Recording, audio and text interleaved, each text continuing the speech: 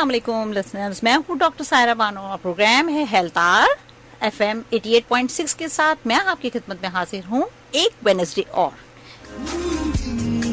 कैसे हैं आप लोग? उम्मीद है खैरियत से होंगे। अल्हम्दुलिल्लाह मैं भी बिल्कुल ठीक ठाक और एक नए गेस्ट के साथ आपके साथ हाजिर हूँ। हमेशा की तरह हमारी बात होती है सेहत पर।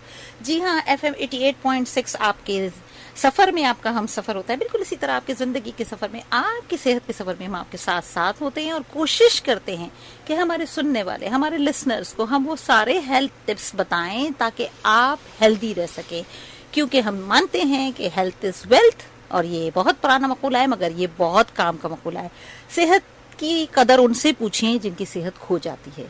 ये वो दौलत है जो बहुत आसानी से नहीं मिलती वापस। इसलिए जो सेहत आपको मिलती है खुदा की तरफ से, उसकी हिफाजत कीजिए, उसकी कदर कीजिए, उसका ख्याल कीजिए और सुनते रहे सिंपल FM 88.6। आप मेरे साथ प्रोग्राम में शामिल हो सकते हैं कॉल के थ्रू, SMS के थ्रू, और हमने एक बहुत जबरदस्त हमारी वेबसाइट है simplicefm.com जिसपे हम एक छोटा सा ट्रांसमीटर आपके लिए लगाते हैं और उससे आप डायरेक्ट हमारे चैनल को सुन सकते हैं, ताकि आपको अपने मोबाइल में किसी भी जगह पे जाने की जरूरत नहीं है कि कोई FM ढूंढ रहा है, कोई ये ढूंढ रहा है। डायरेक्ट आप वेबसाइट के थ्रू हमें सुन सकते हैं। तो आप हमारे साथ प्रोग्राम में शामिल हो सकते हैं और कैसे शामिल हो सकते हैं ये भी आपको बताऊंगी। हमेशा की तरह आपको इस प्रोग्राम में खुशामदीद कहती हूँ, स्पेशली फेसबुक के हमारे व्यूअर्स को। आपके लिए हम होते हैं 10 मिनट के लिए ऑनलाइन और हम आपको दिखाते हैं अपना जलवा और अपने गेस्ट की बातें सुनवाते हैं, दिखाते हैं उनका जलवा और उनकी काबिलियत बताते हैं और साथ ही साथ आपके सवालात भी लेते हैं। तो आप हमारे साथ स्टे ट्यून विद FM 88.6 आपके सफर में आपका हम सफर। जी हाँ, आज के प्रोग्राम में आपको वेलकम कहूंगी। इसके साथ साथ मैं बताती चलूं कि जनवरी में बड़े अच्छे अच्छे दिन आ रहे हैं, सेलिब्रेशंस के, वर्ल्ड डेज आते हैं, नेशनल डेज आते हैं। आज तो जो मनाया जा रहा है 11 जनवरी वो है ह्यूमन ट्रैफिकिंग डे, यानी कि जो इंसानी आज़ा की स्मगलिंग होती है उसका दिन मनाया जा रहा है। इसके अलावा जो है 14 जनवरी को logic day, world logic day मनाया जाएगा और 16 जनवरी को जो है सिविल राइट्स डे। हाँ जी, सिविल राइट्स पे तो आजकल बड़ी बातें होती हैं, बहुत सारे हमारे राइट्स भी चले जाते हैं, हमें पता ही नहीं होता। तो अपने राइट्स के बारे में इंफॉर्मेशन होनी चाहिए। हम अपने प्रोग्राम में आपको और भी बहुत कुछ बताते रहेंगे, लेकिन चूंकि हेल्थ का ये सेगमेंट हम अपने गेस्ट के साथ करते हैं और आपको हमें गेस्ट से मिलवाना है जल्दी से जल्दी, ताकि आप हमारे साथ फिर मुस्तकिल जो है जुड़ जाएं चैनल के थ्रू।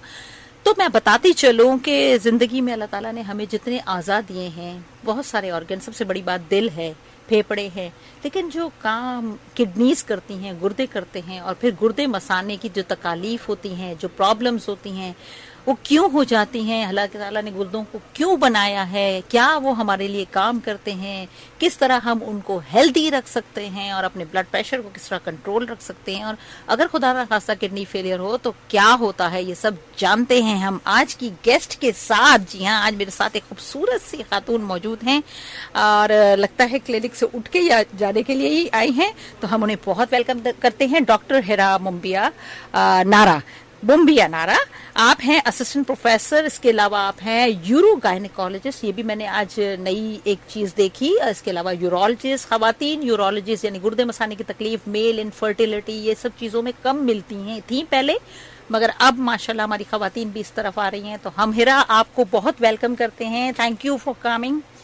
बिस्मिल्लाहिर्रहमानिर्रहीम। थैंक यू सायरा, आपका यहाँ में बुलाने के लिए, and I am very grateful to Sindh FM 88.6 कि उन्होंने मुझे यहाँ पे बुलाया। और आज हम डिस्कस करेंगे यूरोलॉजी के बारे में और यूरो गायनेकोलॉजी के बारे में, जो कि आजकल लोगों को इतनी अवेयरनेस नहीं है। तो through this channel we'll be able to give awareness उन लोगों को जिनको उनकी जरूरत है।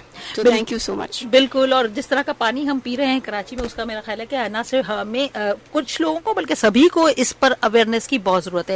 आप प्रोग्राम में हमारे साथ शामिल हो सकते हैं, 99213663 पर कॉल कर सकते हैं, लेकिन 021 का कोड जरूर डायल कीजिएगा, या इसके बाद आप SMS कर सकते हैं। मोबाइल के मैसेज के राइट ऑप्शन में चाहिए अपना पैगाम लिखिए, इससे पहले आप लिखेंगे SPR स्पेस अपना पैगाम, अपना नाम, और इसे भेज दीजिए 888-1 पर।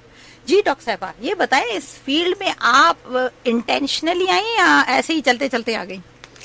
नहीं, डेफिनेटली इंटेंशनली आए, क्योंकि जब आप ये जो हम डॉक्टरी करते हैं या जो भी हमारी पढ़ाई होती है उसके बाद एक सीरीज ऑफ सिचुएशंस होती हैं जहाँ पे हमें एक मौका मिलता है कि हम डिसाइड करें अपनी चीज़ें। तो आफ्टर MBBS की डिग्री हमारा हाउस जॉब होता है। हाउस जॉब के अंदर हमारे पास मल्टीपल फील्ड्स होती हैं जिसके अंदर हमें particularly surgery, medicine, peds, gynae में हमें पर्टिकुलर टाइमिंग्स पूरे करने पड़ते हैं to do that house job of 1 year. तो उसके अंदर आपके पास सारी फील्ड्स की तरफ आपके पास मौका होता है कि आप हर फील्ड में जाएं और हर फील्ड को एक्सप्लोर करें और अपनी लाइकिंग्स देखें आपको क्या पसंद है। शुरू से मुझे जनरल सर्जरी का बहुत शौक था। गुड। तो जनरल सर्जरी में माशाल्लाह खवातीन हैं बहुत, तो उसमें हम जब गए तो हमें वो फील्ड भी अच्छी लगी। उसके बाद उसकी सब डिवीजन थी यूरोलॉजी। तो हमारे प्रोफेसर, जो मैंने डॉक्टर ज़ियाउद्दीन हॉस्पिटल से किया है MBBS और वहीं से हाउस जॉब किए, तो वहाँ पे हमारे प्रोफेसर थे प्रोफेसर अहमद फवाद। तो उनके साथ जब मैंने हाउस जॉब की और उनका पैशन टुवर्ड्स यूरोलॉजी मैंने जो देखा, तो वो इतना हमें उस चीज ने इंकरेज किया कि हम भी इस चीज की तरफ आए। ऑल्सो इनिशियली क्योंकि ये मेल फील्ड है और ये मेल फील्ड कहलाई जाती है, also it is not the fact, but ये है कि हर कोई हमें डिस्करेज करता था कि फीमेल है यूरोलॉजी में क्या करोगी जाके, किस तरह करोगी। बट कुछ सीनियर्स हमारे ऐसे थे जिन्होंने हमें हमेशा इनकरेज किया कि जाओ, इसको देखो, एक्सप्लोर करो। और बहुत मुख्तलिफ अस्पताल हैं जो सिर्फ यूरोलॉजी के पेशेंट्स को डील करते हैं, कराची में स्पेशली। तो जब मैं वहाँ पे गई हूँ, मैंने देखा है कि वहाँ पे फीमेल पेशेंट्स बहुत हैं और female patients definitely at some moment of time आपको ऐसा होता है कि खवातीन को खवातीन ही देखें या उनका जो है कंफर्ट लेवल उनके साथ ही रहता है जो खवातीन हो। तो जब मैंने ये देखा तो मैंने कहा डेफिनेटली इस फील्ड में बहुत गैप है, इस फील्ड में बहुत स्पेस है फीमेल्स के लिए। हालांकि हमारे लिए करना मेल फील्ड के अंदर हो के उसमें अपना एक नाम बनाना या उसमें स्टैंड करना थोड़ा सा डिफिकल्ट रहा, क्योंकि हर जगह आपको मेल्स ही नजर आते थे। बट अल्हम्दुलिल्लाह व्हेन आई एम डन, और मेरे पास अब माशाल्लाह इतने पेशेंट्स हैं, और वो पेशेंट्स दुआ इसलिए देके जाते हैं क्योंकि वो कंफर्ट जोन में हैं अपने। बिल्कुल। तो उनके लिए बहुत एक बड़ा बेनिफिट है। और मेरे पेरेंट्स हमेशा मुझे इनकरेज करते थे कि हमें उन फीमेल्स के लिए काम करना है जिनको उसकी रिक्वायरमेंट है।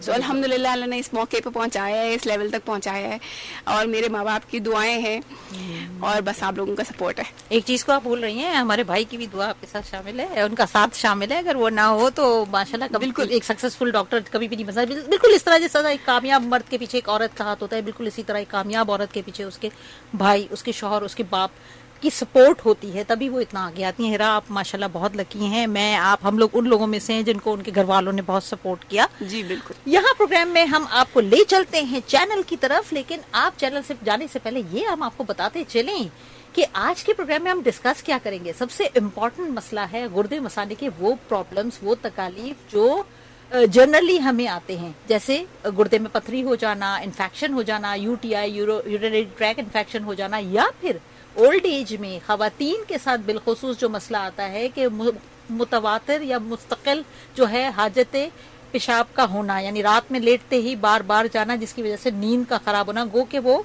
डायबिटिक नहीं होती। इस पर हम आज बहुत तफसीली बात करेंगे। साथ ही साथ मेल इनफर्टिलिटी पे भी हम बात करेंगे। तो सुनते रहिए सिर्फ पुलिस FM 88.6, आपके सफर में आपका हम सफर। जी, फेसबुक लिसनर्स के ज्यादा हम यहाँ चलते हैं अपने चैनल पर।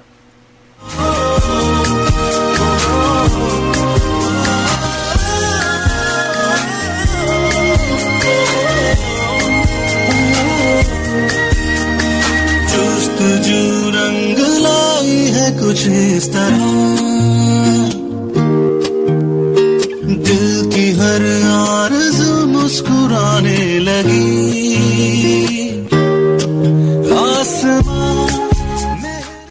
जी डॉक्टर हिरा, आप बता रही थी कि यूरोलॉजी इतनी जबरदस्त फील्ड है और आपने उसमें बहुत लर्न किया, और माशाल्लाह असिस्टेंट प्रोफेसर का एक टैग आपके नाम के साथ लगा हुआ है। बहुत खुशी होती है जब एक फीमेल और इतनी एनर्जेटिक, यंग और स्पेशली दोनों तरफ से मसरूफ, यानी घर की भी अपनी जिम्मेदारियां, बच्चों की जिम्मेदारियां, साथ ही साथ हॉस्पिटल देखना, पेशेंट देखना और पेशेंट में भी एक मुकाम बनाना, ये बड़ी ऑनर की बात होती है। और सबसे बड़ी बात, इसमें अल्लाह ताला ने आपको बड़ा ब्लेस रखा है, इसमें कोई शक नहीं है। अच्छा, आज हम बात करेंगे किडनी के उन जनरल इश्यूज पर जो नॉर्मली हम सफर करते हैं, जैसे अचानक से गुर्दों में दर्द, कमर में दर्द हुआ, पता चला पथरी है, पता चला इन्फेक्शन है, यूरिनरी ट्रैक इन्फेक्शन है, और उसका दर्द भी बड़ा खतरनाक होता है। बेसिकली ये होता क्यों है और हम अपनी किडनीज को हेल्दी कैसे रख सकते हैं, इसको भी बताइए। चलें शुरू हम करते हैं कि हम हेल्दी कैसे रख सकते हैं, ठीक है, क्योंकि उसके बाद ही सारा सिक्वेंशियल हम बात करेंगे। तो हेल्दी रखने के लिए किडनी के लिए सिर्फ एक चीज इंपॉर्टेंट है, वो है वाटर, ठीक है। पर पानी का इस तरह इस्तेमाल करना कि पानी वक्फन आप अपने जिस्म को पानी देते रहें, जिसकी वजह से गुर्दा उस चीज को, यानी कि गुर्दा उस पानी से अपने आप को वॉश करके और क्लियर करता रहे। सबसे इम्पोर्टेंट बात ये है, इंसान को जब तकलीफ होती है तब उसको याद रहता है कि अच्छा ये चीज करनी है हमें, फिर जब तकलीफ निकल जाती है तो वो हम भूल जाते हैं पानी पीना।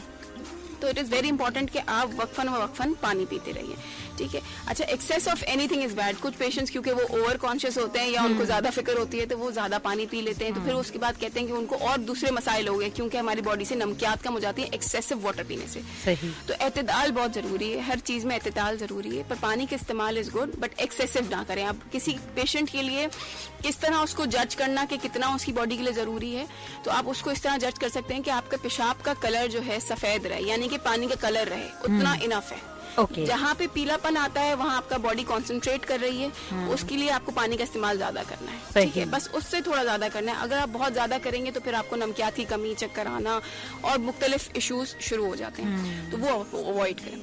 अच्छा, अब कुछ लोग कहते हैं कि हम क्या खाएं क्या नहीं खाएं जिसकी वजह से हमें पथरी बने। कुछ लोगों का कॉन्सेप्ट है कि जैसे अगर हमने जाम के बीज खा लिए उससे पथरी बन गई, सुपारी खाई उससे पथरी बन गई, या टमाटर से डायरेक्ट पथरी बन गई उसके बीजों से, तो ये फैक्ट नहीं है, ठीक है। इसमें ये है इन चीजों से पथरी बनने का खदशा क्यों है, क्योंकि ये चीजें साफ सुथरी धुली हुई हमने नहीं खाई, ठीक है।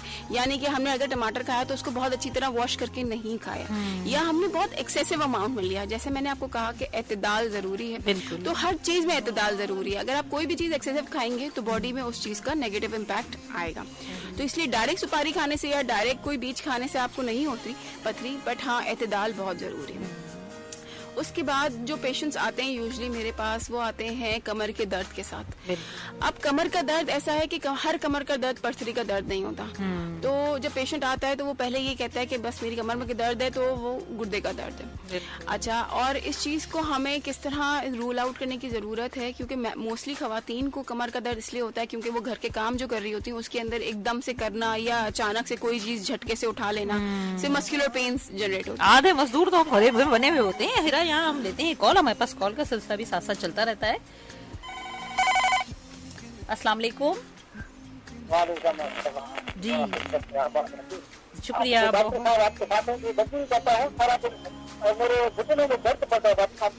अच्छा, उर्दू में दर्द रहता है।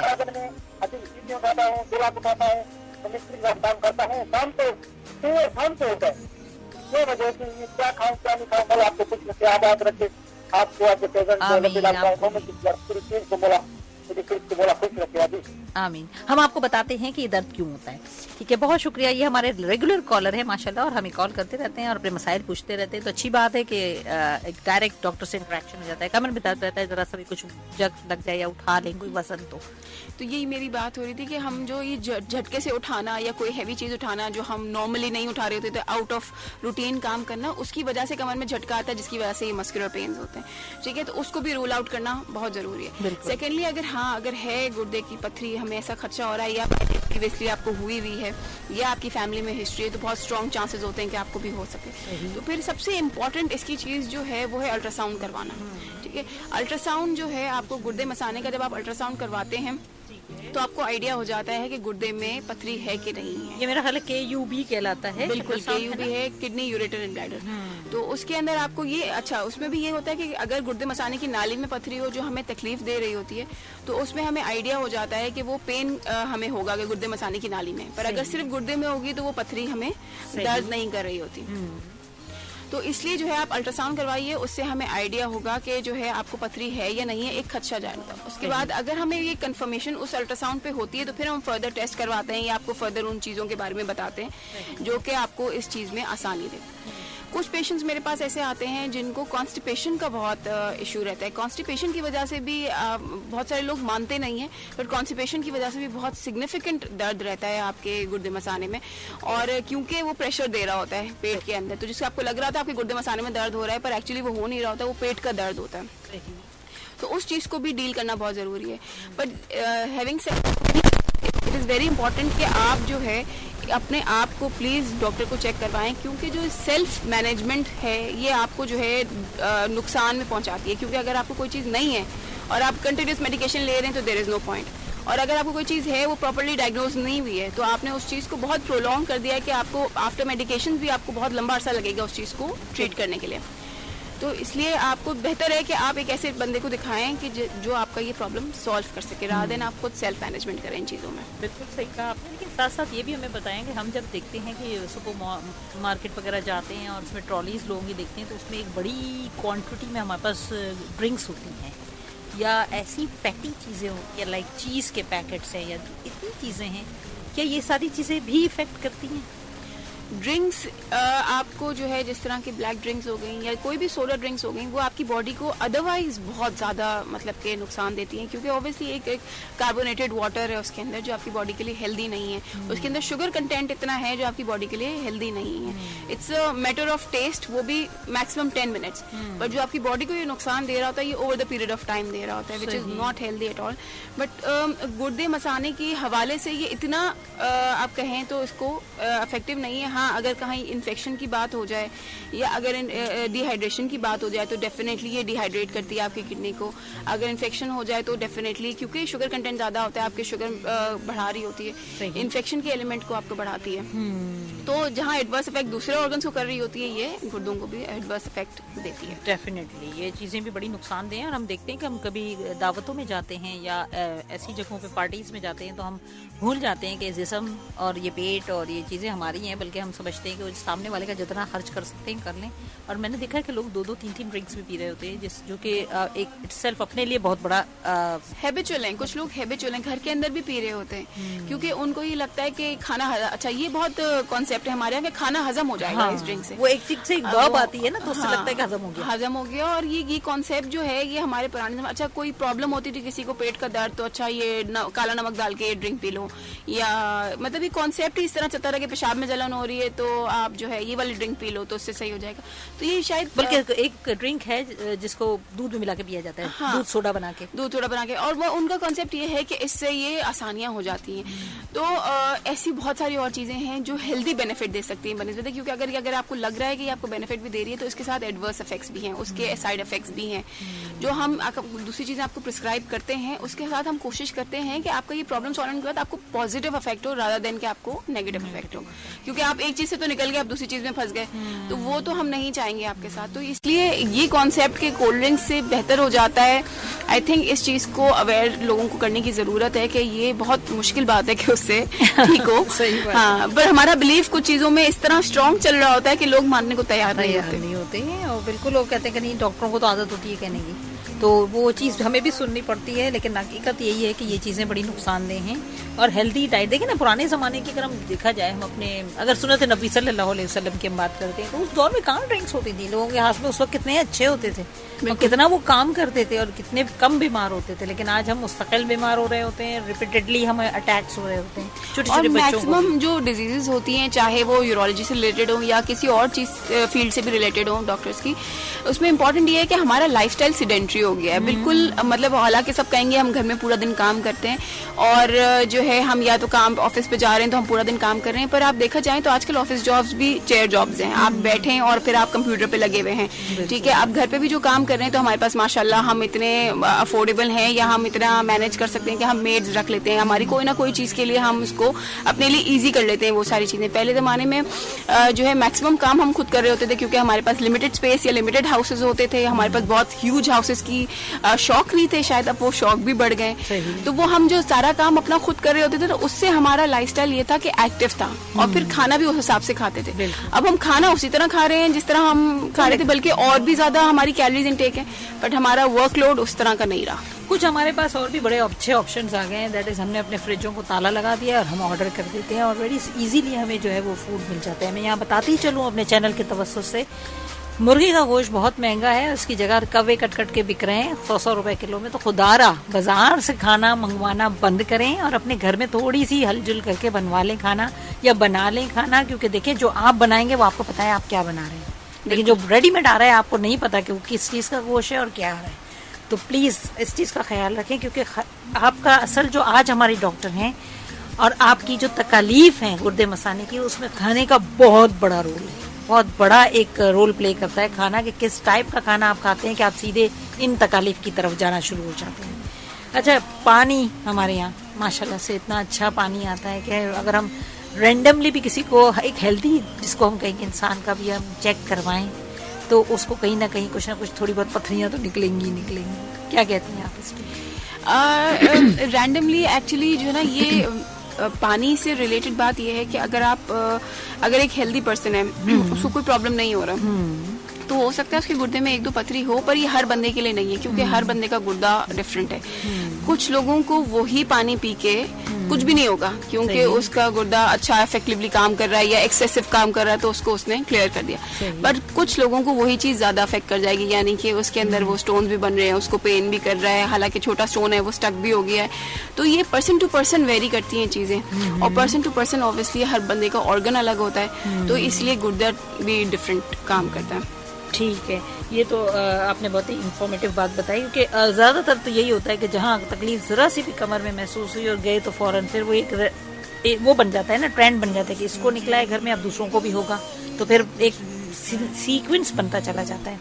बहरहाल ये बताइए कि हमारी हेल्दी डाइट में अपनी गुर्दे को, अपने मसाने को स्ट्रॉन्ग रखने के लिए हमें क्या डाइट लेनी चाहिए? क्या ऐसी चीज़ें हैं जिनको हमें बिल्कुल अवॉइड करना चाहिए, क्या रेयरली हों? क्योंकि डाइट एक ऐसी चीज़ है कि हमारे यहाँ डाइटिशियंस जो है हर हॉस्पिटल में नहीं होते, और गवर्नमेंट हॉस्पिटल में तो मेरा ख्याल अभी तक कोई ऐसा सेक्शन देखा नहीं मैंने कि जिसमें डाइटिशियन डेली बैठती हो, जो आपको बताए कि अगर मरीज कहीं से दवाई लेके निकल रहा है कि बीबी आपकी डाइट ये होनी चाहिए, तो कम से कम आप अपनी स्पेशलिटी के हवाले से हमें ये बताएं कि क्या ऐसी डाइट लें जिसमें हमें इसके पेशेंट्स कम से कम नजर आए। अच्छा, मेरे पास जो पेशेंट्स आते हैं, अगर वो स्टोन्स के साथ आते हैं और फिर कहते हैं हम क्या खाएं, तो मैं उनको कहती हूँ अब मतलब कि अब एक बार बन गया स्टोन, तो उसको हम डाइट से तो नहीं खत्म कर सकते ना। तो पर ये अगर ये वैसे हम जनरली अवेयरनेस की बात करें, तो अवेयरनेस में हम ये कर सकते हैं कि आप सबसे पहले जो है वही चीजें खाएं जो आपकी ओवरऑल बॉडी के लिए हेल्दी हैं। जिस तरह के आपको वो चीजें खानी है जिससे आपको कॉन्स्टिपेशन ना हो, तो उसमें आपका होता है कच्ची सब्जियां। आजकल तो खैर सीजन ही है कच्ची सब्जियों का, ठीक है, तो आपने कच्ची सब्जियां इंक्लूड की अपने इसमें, जिस तरह गाजर हो गया, मूली है, खीरा है, ये आप अपनी डेली डाइट में इंक्लूड रखें, ठीक है। खीरे से आपकी बॉडी की डिहाइड्रेशन भी दूर होती है और आपकी बॉडी को फाइबर भी मिलता है, तो आपने ये खाना है। उसके बाद आपने अपने पानी का इंटेक इतना रखना है कि आपके पेशाब का कलर, यहाँ मैं आपको थोड़ा इंटरप्ट करूंगी और ये पूछूंगी कि नॉर्मल एक बंदे के लिए कितना पानी इंटेक, एवरेज कितना होना चाहिए? एवरेज 2.3 लीटर्स टू 3.5 लीटर्स, ठीक है। तो अभी मैं भी नहीं आती। हाँ, तो 2.5 टू यानी कि 2.5 लीटर से 3.5 लीटर हम जो है इसको एवरेज कहेंगे। अब आपके लिए हो सकता है वो 2.5 लीटर ही इनफ हो, ठीक है, पर हो सकता है वो ना हो, तो इसीलिए मैं इसका मेजरमेंट का यही तरीका है कि आप अपने पेशाब का कलर देख लें। अगर आपका पेशाब येलो दिख रहा है यानी आपको पानी की रिक्वायरमेंट ज्यादा है, पर अगर आपको लग रहा है कि वो सफेद आ रहा है, ट्रांसपेरेंट कलर पानी के कलर का आ रहा है, तो आपके लिए इतना पानी इनफ है। ये तो एक ऐसा पैमाना आपने बता दिया कि बहुत ही आसान है, हर कोई अपना जज कर सकता है, वो हर कोई अपना जज कर सकता है, बहुत अच्छी बात है। अच्छा, फ्रूट्स हम अक्सर लेते हैं, सिट्रस फ्रूट, जैसे आजकल सर्दियां हैं, इतने अच्छे फ्रूट्स आए हुए हैं, तो क्या किडनी पेशेंट के लिए एक मिथ है कि वो ऑरेंजेस ना खाएं, वो जामन जैसे आपने कहा, या अमरूद ना खाएं, उसमें बीज होते हैं, उससे पथरियां बढ़ती हैं, तो क्या ऐसी कोई रिस्ट्रिक्शन है उनके लिए? नहीं, मेरे हिसाब से नहीं है। सिर्फ अलबत्ता रिस्ट्रिक्शन ये है कि आप जो भी फ्रूट खाएं उसको थरली वॉश करें, यानी कि 2 से 3 दफा आप उसको अच्छे से वॉश करें, क्योंकि मिट्टी जम जाती है उसके ऊपर, ठीक है, जो हमें दिखती नहीं है। तो आप बहुत अच्छी तरह वॉश करें, उसको ड्राई करें, आप खाएं। ऑरेंजेस अलबत्ता आर वेरी गुड जहाँ पे पेशेंट्स को इन्फेक्शन होता है या उनको चांसेस होते हैं, तो क्योंकि जो है ये चीज़ें आपकी जो हम वैसे भी दवाइयाँ दे रहे होते हैं, जो उसको क्रैन मैक्स, क्रैनबेरी के नाम से, या जो है लोग उसकी टॉफियाँ ले रहे होते हैं, तो इससे आप ये सिट्रस फ्रूट्स लें तो आपको इससे नेचुरल फॉर्म में आपको मिल जाएगा। अच्छा, कुछ लोग कहते हैं कि आपको पथरी हो गई, अब आप दूध ना लें। हाँ जी, बिल्कुल। तो दूध का भी ऐसा कोई सिग्निफिकेंट रोल नहीं है कि आप दूध ना पिएं, क्योंकि बॉडी के अंदर अगर आप दूध नहीं पी रहे तो बॉडी के अंदर वैसे भी कैल्शियम मौजूद है, ठीक है, तो बॉडी वहां से ले लेगी कैल्शियम अपना, तो यानी कि आप अपनी बॉडी या बोन्स को डिप्लीट कर रहे हैं कैल्शियम से, ना पी के भी, और बॉडी यूज भी कर रही है इसलिए भी। तो बेहतर है कि आपको अगर पीना है तो आप 1 गिलास दूध पिए, उससे कोई, हाँ ऑब्वियसली अगर आप बहुत एक्सेसिव कोई चीज पी रहे हैं तो वही नेगेटिव इफेक्ट्स हैं, पर एतदाल में अगर आप पी रहे हैं तो मियाना रवि का लेसन तो हमें मजहब से मिलता है कि अपनी चादर देख के पाँव फैलाएं और मियाना रवि से चलें। अगर इन दोनों चीजों में हम रहते हैं तो मेरा ख्याल है जिंदगी बहुत हसीन और खुशगवार रहती है, चाहे वो सेहत के हवाले से हो, चाहे वो खर्चे के हवाले से हो। यहाँ आपके लिए एक मैसेज है, अस्सलाम वालेकुम, मी असगर अंसारी। सवाल यह है कि मेरी वाइफ की कमर में दर्द रहता है क्योंकि ऑपरेशन हुआ था बेबी के वक्त। कोई एडवाइस कर दें, कमर में आराम आ जाए। ये मुझे लगता है कि या तो स्पाइनल इनको यानी कि एनेस्थीसिया का एक वो हुआ होगा। तो उसके बाद ये होता है कि ये क्योंकि ऑपरेशन हुआ होता है तो हम लोग अकड़ के बैठ जाते हैं ना, सही। कोई काम इस तरह नहीं कर पा रहे होते कि खुदा ना खास्ता ऑपरेशन पे कोई इफेक्ट ना आ जाए या इसलिए ना। पर अगर आप देख लें कितना अरसा हुआ है ऑपरेशन को, ठीक है, 6 वीक्स to 8 वीक्स जरूरी है कि रेस्ट करें। उसके बाद इनको ये करना चाहिए कि अपने जो है जितना ये मूव कर सकें उस मोबिलिटी के हिसाब से एक्सरसाइज करें, ठीक है। अच्छा, क्योंकि शुरू में करना मुश्किल होगा क्योंकि अकड़े हुए होते हैं, दर्द हो रहा होता है, तो आप कोई पेन किलर लेके और कोई नॉर्मल एनाल्जेसिक्स बाम होती हैं वो यूज करके जिस तरह वो बेहतर महसूस करते जाए एक्सरसाइज बॉडी की शुरू करें। जब एक्सरसाइज करेंगे तो मसल खुद ही रिलैक्स होकर उनकी बहुत हद तक बेहतरी हो जाएगी। और अगर फिर भी ये बेहतर नहीं होता, अगर आपने ये 1 वीक ट्राई किया और नहीं बेहतर होता तो फिर आप जरूर आए, यूरोलॉजिस्ट को दिखाएं, हो सकता है उनको उसकी जरूरत हो। बिल्कुल, ये थोड़ी सी तदाबीर कर लें आप असगर, और फिर आप हमें ज़रूर लिख सकते हैं नेक्स्ट वीक, बताइएगा कि क्या रहा। यकीनन आपको स्पाइनल एनेस्थीसिया यानी कि आजकल जो एपिड्यूरल इंजेक्शन लगाया जाता है कमर में, जिसकी वजह से फुल बॉडी को आपकी जो है पूरी इंसान को जो बेहोश नहीं किया जाता, सिर्फ सुन किया जाता है लोअर पोर्शन को, तो हो सकता है उसकी वजह से कोई हर्ट हुआ हो, उसका कोई दर्द हो या कोई और इस किस्म के इश्यूज हों। बहरहाल सुनते रहे सिंध पुलिस FM 88.6। यहाँ हम डॉक्टर साहिबा को एक अच्छा सा ट्रैक सुनाएंगे क्योंकि हम समझते हैं कि मौसीकी रूह की ग़िज़ा है। आपकी सेहत की ग़िज़ा तो आपको प्रोवाइड कर रही है इन्फॉर्मेशन की सूरत में, मगर रूह की ग़िज़ा भी देना बहुत ज़रूरी है। तो सुनते हैं ये खूबसूरत सा ट्रैक। मैंने तो ढूंढा था फरिया का ट्रैक, और फरिया का ये सॉन्ग मुझे तो बहुत पसंद है। अल्लाह करे कि मेरे सामने आ जाए वो वापस से। एक सेकेंड जी, पता नहीं वो कहीं और चला गया शायद। और यहाँ मेरे पास है समरा खान और आसिम अजहर का कोको स्टूडियो। नहीं, ये तो मेरे पसंद का सॉन्ग हो नहीं सकता।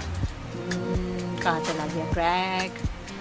घूम फिर के मेरे पास जो है ना डॉक्टर साहिबा राहत फतेह अली का ट्रैक आ जाता है और मैं बड़े खुशी से उसको लगा देती हूँ क्योंकि मुझे खुद बहुत पसंद है इनके सॉन्ग। तो हम सुनते हैं और फिर वापस आते हैं।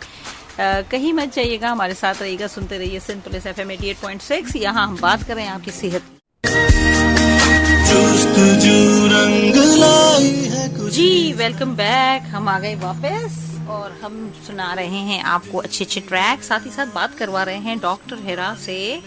और डॉक्टर हेरा बुम्बिया नारा फीमेल यूरोलॉजिस्ट हैं, इसके अलावा यूरोगायनेकोलॉजिस्ट हैं, और आप जो हैं असिस्टेंट प्रोफेसर भी हैं। ज़ियाउद्दीन से आपने जो है क्वालिफिकेशन की है और आप हमें बता रही हैं यूरोलॉजी के हवाले से, यानी गुर्दे मसानी की तकालीफ के हवाले से, इसके मसाइल और इनके हल या दराक के बारे में।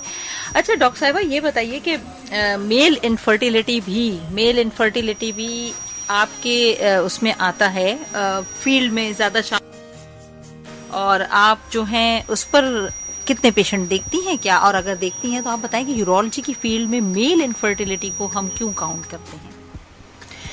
मेल इनफर्टिलिटी एक्चुअली यूरोलॉजी की फील्ड से ही रिलेटेड है, क्योंकि जो यूरोलॉजी के जितने ऑर्गन्स, यूरोलॉजी में जितने ऑर्गन्स इंक्लूड होते हैं उसके अंदर मेल इनफर्टिलिटी। ये सवाल मैंने इसलिए किया है कि अक्सर लोग इस चीज में कंफ्यूज रहते हैं। वो मर्दाना बांझपन के लिए या मेल इनफर्टिलिटी के लिए जो है वो डॉक्टर्स ढूंढना शुरू करते हैं जो सिर्फ इसको देखते हो। यहाँ मैं ये बताना चाह रही हूँ कि जो यूरोलॉजिस्ट होता है, जो गुर्दे मसाने का डॉक्टर होता है, वही इस चीज को एड्रेस करता है। बिल्कुल बिल्कुल, आप सही कह रही हैं। और यूजली क्योंकि ये मेल्स का इशू होता है तो मेल्स प्रेफर करते हैं मेल्स के पास जाना। तो मेरे पास इसके कम पेशेंट्स हैं, बट क्योंकि मैंने सारी ट्रेनिंग ही मेल्स के साथ ली है तो मैंने पेशेंट्स देखे हैं मेल इनफर्टिलिटी के, और उनके साथ मैं आज भी डॉक्टर अजीज अब्दुल्ला के साथ भी क्लिनिक्स करती हूँ, तो उनके पास बहुत पेशेंट्स आते हैं मेल इनफर्टिलिटी के, और ये यूरोलॉजी ही डील करती है। सही।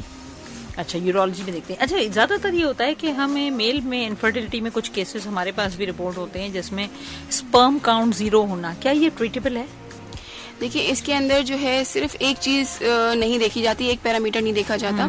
स्पर्म काउंट 0 को कहते हैं एजोस्पर्मिया, ठीक है। अब ये जो यंग मेल्स आते हैं हमारे पास, उनमें 2 किस्म की होती हैं ये, ठीक है। आइदर के बन ही नहीं रहे स्पर्म्स, ठीक है, और सेकेंडली होता है कि कोई ब्लॉकेज है, तो ये सब चीज़ें जो है हम जब पेशेंट हमारे पास आता है उनके साथ हम फर्दर टेस्ट करवाते हैं उनके, और उससे हमें आइडिया होता है कि कौन इन दोनों में से कौन सा सिनेरियो उस पेशेंट के साथ। अगर बन नहीं रहे तो फिर then unfortunately we can not do anything. But अगर कोई ब्लॉकेज है यानी कि उसके सिस्टम में कोई ब्लॉकेज है तो फिर हम उसको ट्रीट करने की कोशिश करते हैं ताकि ये है कि पेशेंट के स्पर्म काउंट्स बेहतर हो। आइदर सर्जरी और आइदर मेडिसिन, दोनों सर्जरी, अगर ब्लॉकेज होगा तो सर्जरी ही होगी डेफिनेटली। ये एक बड़ा हमारे यहाँ जो है मसला दिन ब दिन बढ़ता जा रहा है, जहाँ हम पीसीओस फीमेल में देख रहे होते हैं और इनफर्टिलिटी और थायराइड और ये चीज़ें जो कॉज बनते हैं इनफर्टिलिटी के, वहीं हम मेन इनफर्टिलिटी में देख रहे होते हैं कि ये सारे मसाइल होते हैं, या तो स्पर्म का ना बनना या फिर स्पर्म जो है वो डैमेज होना या डिफेक्टेड होना। बिल्कुल। और इन सब चीज़ों में मैं इस चीज़ को बिल्कुल बहुत ज़्यादा लोगों को बताना चाहूँगी कि जो ये मेल इनफर्टिलिटी आजकल ज़्यादातर इसलिए हो रही है क्योंकि हमारी डाइटरी हैबिट्स ऐसी हो गई हैं। मैं आना ही इसी तरफ चाह रही थी। बिल्कुल। क्योंकि ये बहुत बड़ा इंपॉर्टेंट टॉपिक है और लोग इस बात को समझ नहीं पा रहे। सबसे इम्पोर्टेंट इसमें जो चीज़ है जो आजकल यंग जनरेशन जिसकी तरफ जा रही है वो है हुक्का या शीशा, इसको जो हम फैशनेबली कहते हैं शीशा, बट एक्चुअली वो है तो हुक्का। ठीक है, आप उसमें फ्लेवर्स डाल लें तो वो गाना भी बनाया हुक्का पानी। तो आपने उस चीज को फैशनेबल नाम तो दे दिया है पर उसके एडवर्स इफेक्ट हेल्थ पे उसी तरह है। आप जो सिगरेट स्मोक कर रहे हैं उसके हेल्थ आपको वैसे नहीं दिख रहा पर आपकी ऑब्वियसली बॉडी पे इस चीज का इफेक्ट आ रहा है।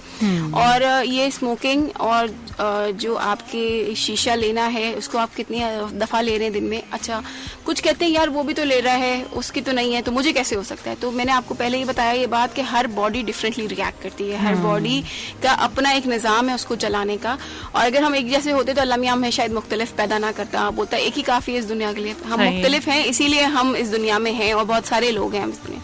तो हर किसी की बॉडी बहुत डिफरेंटली रिएक्ट करती है। शायद एक बंदे को उससे इफेक्ट ना हो पर आपको जरूर हो रहा होगा। बिल्कुल। सेकेंडली, जो ये फैशनेबली आजकल पान खाया जाता है, हर शादी के एंड में आपको पान मिल रहा है। आपको रेस्टोरेंट से आप जा रहे हैं तो आपको पान मिल रहा है।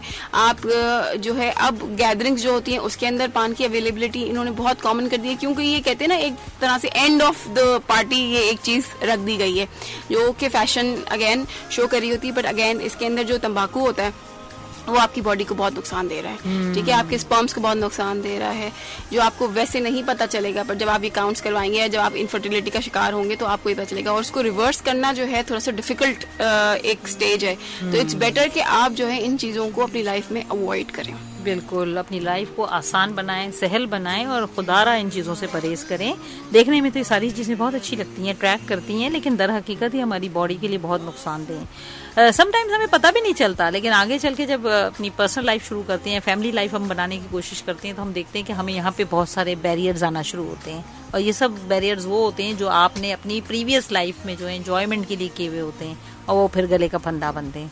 तो खुदारा इन चीज़ों से परहेज कीजिए। कोई अच्छी चीज़ नहीं है, अपना पैसा अपना वक्त ज़ाया करने से बेहतर है किसी अच्छी जगह पैसा इस्तेमाल करें ताकि वो आपके काम आए।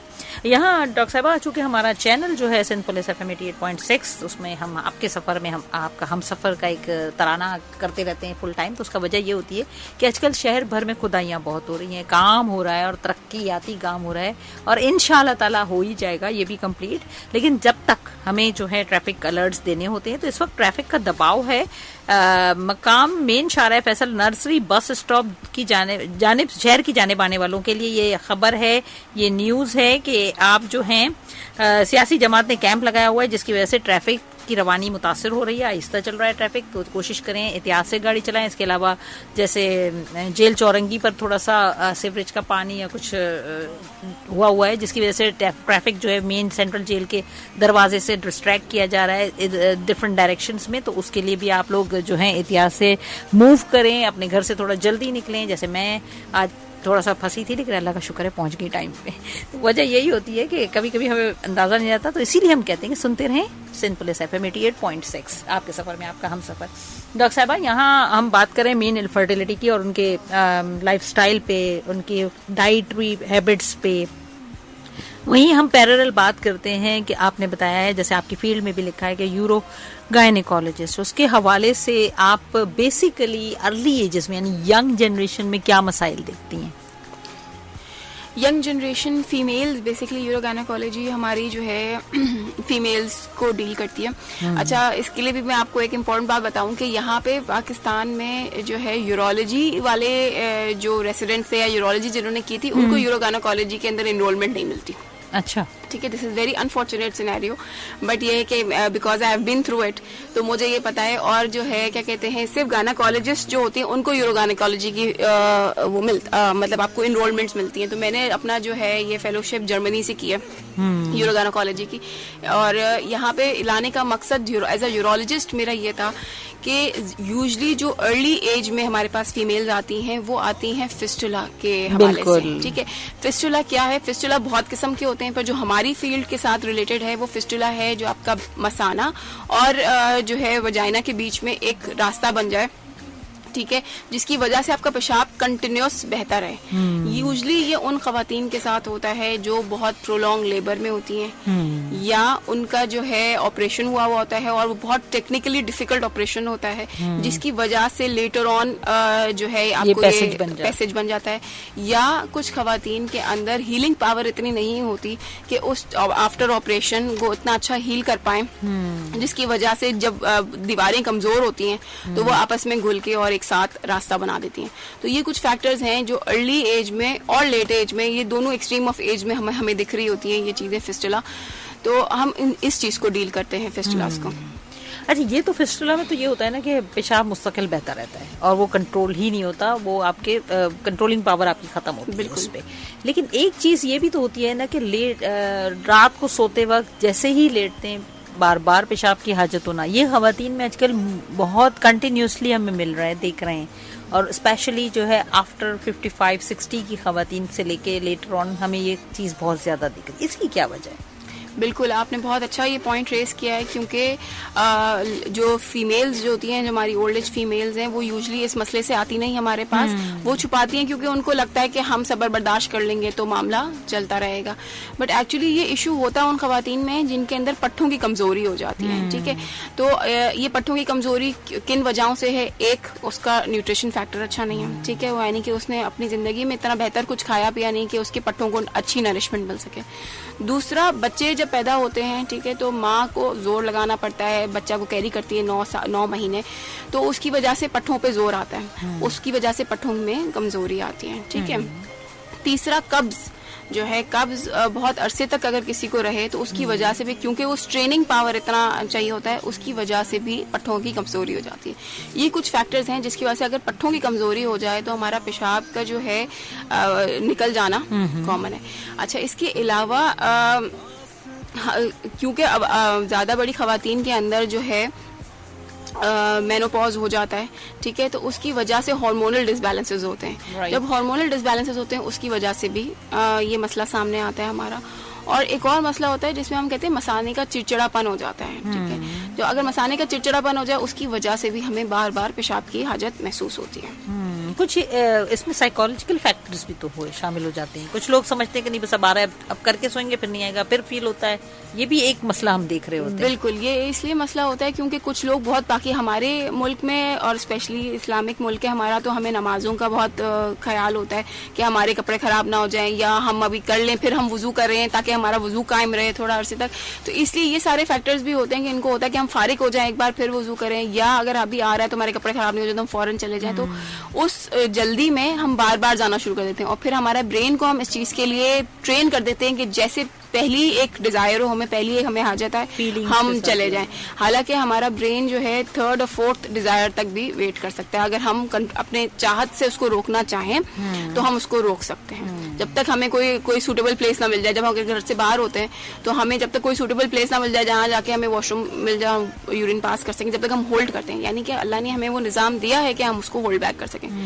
बट क्योंकि हम घर में होते हैं, हमारे पास इजी एक्सेसिबिलिटी होती है, हमें वजू करना होता है, ये करना होता है, इस तरह हम अपने दिमाग को उल्टी तरफ ट्रेन कर रहे होते हैं कि हम जल्दी जाके चले जाएं, तो वो हमारा फिर दिमाग कहता है आप बार बार जाते रहो। सही, एक ये भी मसला है। और दूसरा ये भी है ना कि अक्सर ओल्ड एज में हमें एक चीज और भी मिलती है कि जब तक वॉशरूम पहुंचते हैं वो लीक आउट हो जाता है, या फ्यू ड्रॉप्स उस चीज से भी बचना होता है। ये फ्यू ड्रॉप्स जो होते हैं ये भी यकीनन मसाने की जो कमजोरी है, जो पट्टों की, इसी को आप एड्रेस करेंगी? बिल्कुल बिल्कुल, इसी वजह से ही होता है। और ये मैं बताती चलूं कि ये बिल्कुल ट्रीटेबल है। इस चीज के लिए बिल्कुल आप दिखाएं अपने यूरोगायनेकोलॉजिस्ट को, क्योंकि ये चीजें ट्रीटेबल है। आपको इन चीजों को बर्दाश्त करने की जरूरत नहीं है।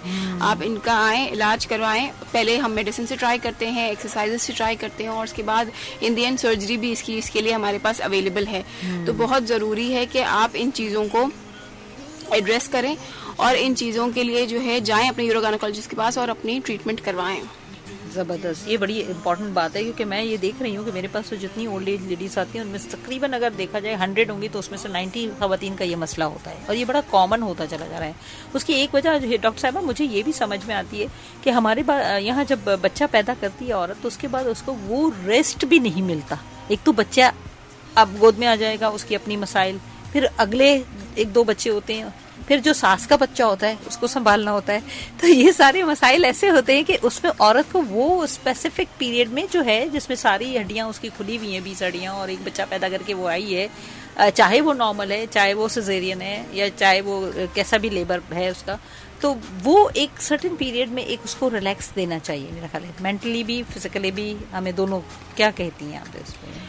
बिल्कुल आपकी बात सही है, क्योंकि 9 मंथ्स जब अल्लाह मियाँ ने अल्लाह मियाँ तो चाहता तो वो एक दिन में पैदा कर देता कौन कह के, ठीक है ना। तो अगर अल्लाह मियाँ ने किसी चीज का पर्टिकुलर टाइम रखा है कि ये इतने अरसे में एक बच्चा डेवलप होगा, तो उसका मतलब है कि उसको उतने टाइम की जरूरत है उस डेवलपमेंट की। यानी कि एक औरत को भी इतना 9 महीने उस चीज को अडॉप्ट करने के लिए 9 महीने चाहिए कि वो उस चीज को अडेप्ट कर सके, ठीक है। तो जब डिलीवरी भी होती है तो उसके बाद ऑब्वियसली उस बॉडी को रीगेन करने के लिए स्ट्रेंथ कुछ टाइम पीरियड तो देना चाहिए ताकि बॉडी रीगेन कर ले अपनी strength, and again it's back to 1, और वो एक उस तरह काम कर सके जिस तरह प्रीवियसली एक्टिवली कर रही थी।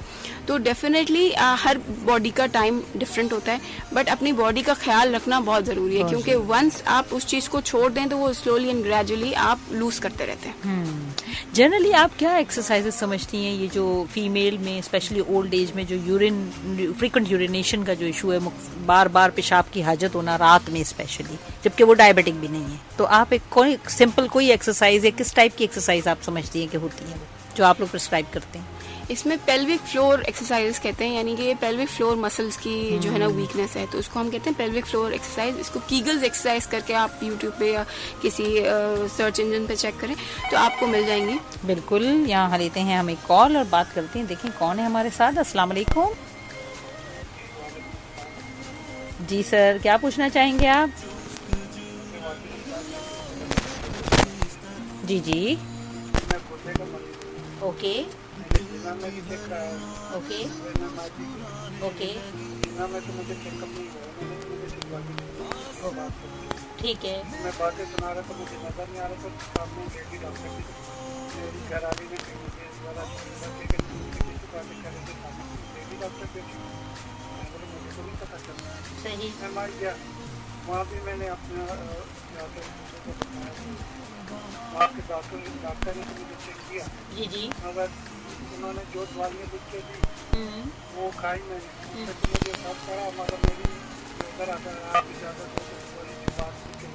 जी जी, मेरी जो है ना एक बॉडी छोटी है, जो मेरे पीछे जो ना साइड का वो मेरे को दर्द करता है, ठीक है, खाने में कुछ दर्द रहता है, सही नहीं करता। मैं पानी तो मैं पीता हूँ, पर जितना दवाई लाया 2-3 महीने खाई, मुझे फर्क भी पड़ा दर्द का। वो मैं MI में गया, वहाँ भी उन्होंने मुझे चेकअप किया, उन्होंने कहा कि आपको कोई मसला नहीं है, आपके फ्रैक्चर है आपकी बॉडी में, तो मसाले में आप जो है ना सीधी दवाई खाए, फर्क हो। मैंने 2-3 महीने की दवाई खाई, मगर मुझे कोई फर्क नहीं पड़ा। चलिए आप एक काम कर लीजिए, हमारा 8881 पर एक मैसेज कर दीजिए, आपको हम रिवर्ट में जो है मैडम का नंबर और दे देंगे या हॉस्पिटल का नाम दे देंगे, आप वहाँ जाके दिखा दीजिएगा, इंशाल्लाह आपको शिफा भी मिलेगी और दूसरा आपकी बात भी सुनी जाएगी। बहुत शुक्रिया कॉल करने के लिए। इनका मसला ये है कि इनका एक टेस्टिकल का भी इशू है जो कि छोटा है साइज में, प्लस इनका किडनी इन्फेक्शंस भी हैं, बैक में पेन भी है, 2 हॉस्पिटल ये जा चुके हैं, बट इनको कोई सेटिस्फैक्ट्री रिप्लाई नहीं मिला है। तो डॉक्टर साहिबा यहाँ बैठी इसलिए, देखें वो बड़े ओपनली बात कर रही हैं हर सब्जेक्ट पे, क्योंकि डॉक्टर होता है वो ना मेल होता है ना फीमेल होता है, वो सिर्फ डॉक्टर होता है। तो हमारे मजहब में भी इस चीज़ की इजाज़त दी गई है कि जहाँ कोई आपके रेलेवेंट डॉक्टर अवेलेबल नहीं है वहाँ आप जो है मेल पेशेंट को फीमेल भी देख सकते हैं, फीमेल पेशेंट को मेल भी देख सकते हैं। और नॉर्मली ये प्रैक्टिस होती है हमारे यहाँ। अगर किसी डॉक्टर ने आपसे ये बात कही है तो उसके लिए हम आपसे माजरत ख्वाएं कि उन्होंने आपको इस तरह कहा कि फीमेल के सामने ऐसी बात। एक्चुअली डॉक्टर को जब तक आप एड्रेस नहीं करेंगे, अपने इश्यूज नहीं बताएंगे, तो आप कैसे बीमारी का तदारुक कर पाएंगे या डॉक्टर कैसे समझ पाएगा। तो आई डोंट नो क्या सिनेरियो होगा वहाँ पे, लेकिन बहरहाल हम और हमारी डॉक्टर साहिबा इस चीज़ को बिल्कुल फील नहीं करते। हम तो सारे पेशेंट देखते हैं, जैसे उन्होंने इतने मर्दों में अकेले होके जब यूरोलॉजी की फील्ड पर काम कर लिया और यहाँ तक पहुँच गई हैं माशाल्लाह, तो फिर डेफिनेटली आपको भी इसमें वो गाइड कर देंगी। तो आप हमें मैसेज कर दीजिए, हम आपको रिप्लाई कर देंगे। जी डॉक्टर साहिबा, यहाँ हम बिल्कुल न्यूज़ ब्रेक पर आने गए, बिल्कुल 1 मिनट रह गया है और हमारे जो है टेक्निकल डिपार्टमेंट के लोग हमारे आसपास आ रहे हैं। मैं कॉल ले लूँ क्या? नहीं, अभी कॉल तो नहीं ले सकते, हम कॉल बाद में लेंगे। ठीक है, यहाँ हम जाते हैं न्यूज ब्रेक की तरफ, वापस आएंगे। कहीं मत जाइएगा, हमारे साथ रहिएगा, सुनते रहिए सिंध पुलिस FM 88.6, आपके सफर में आपका हम सब।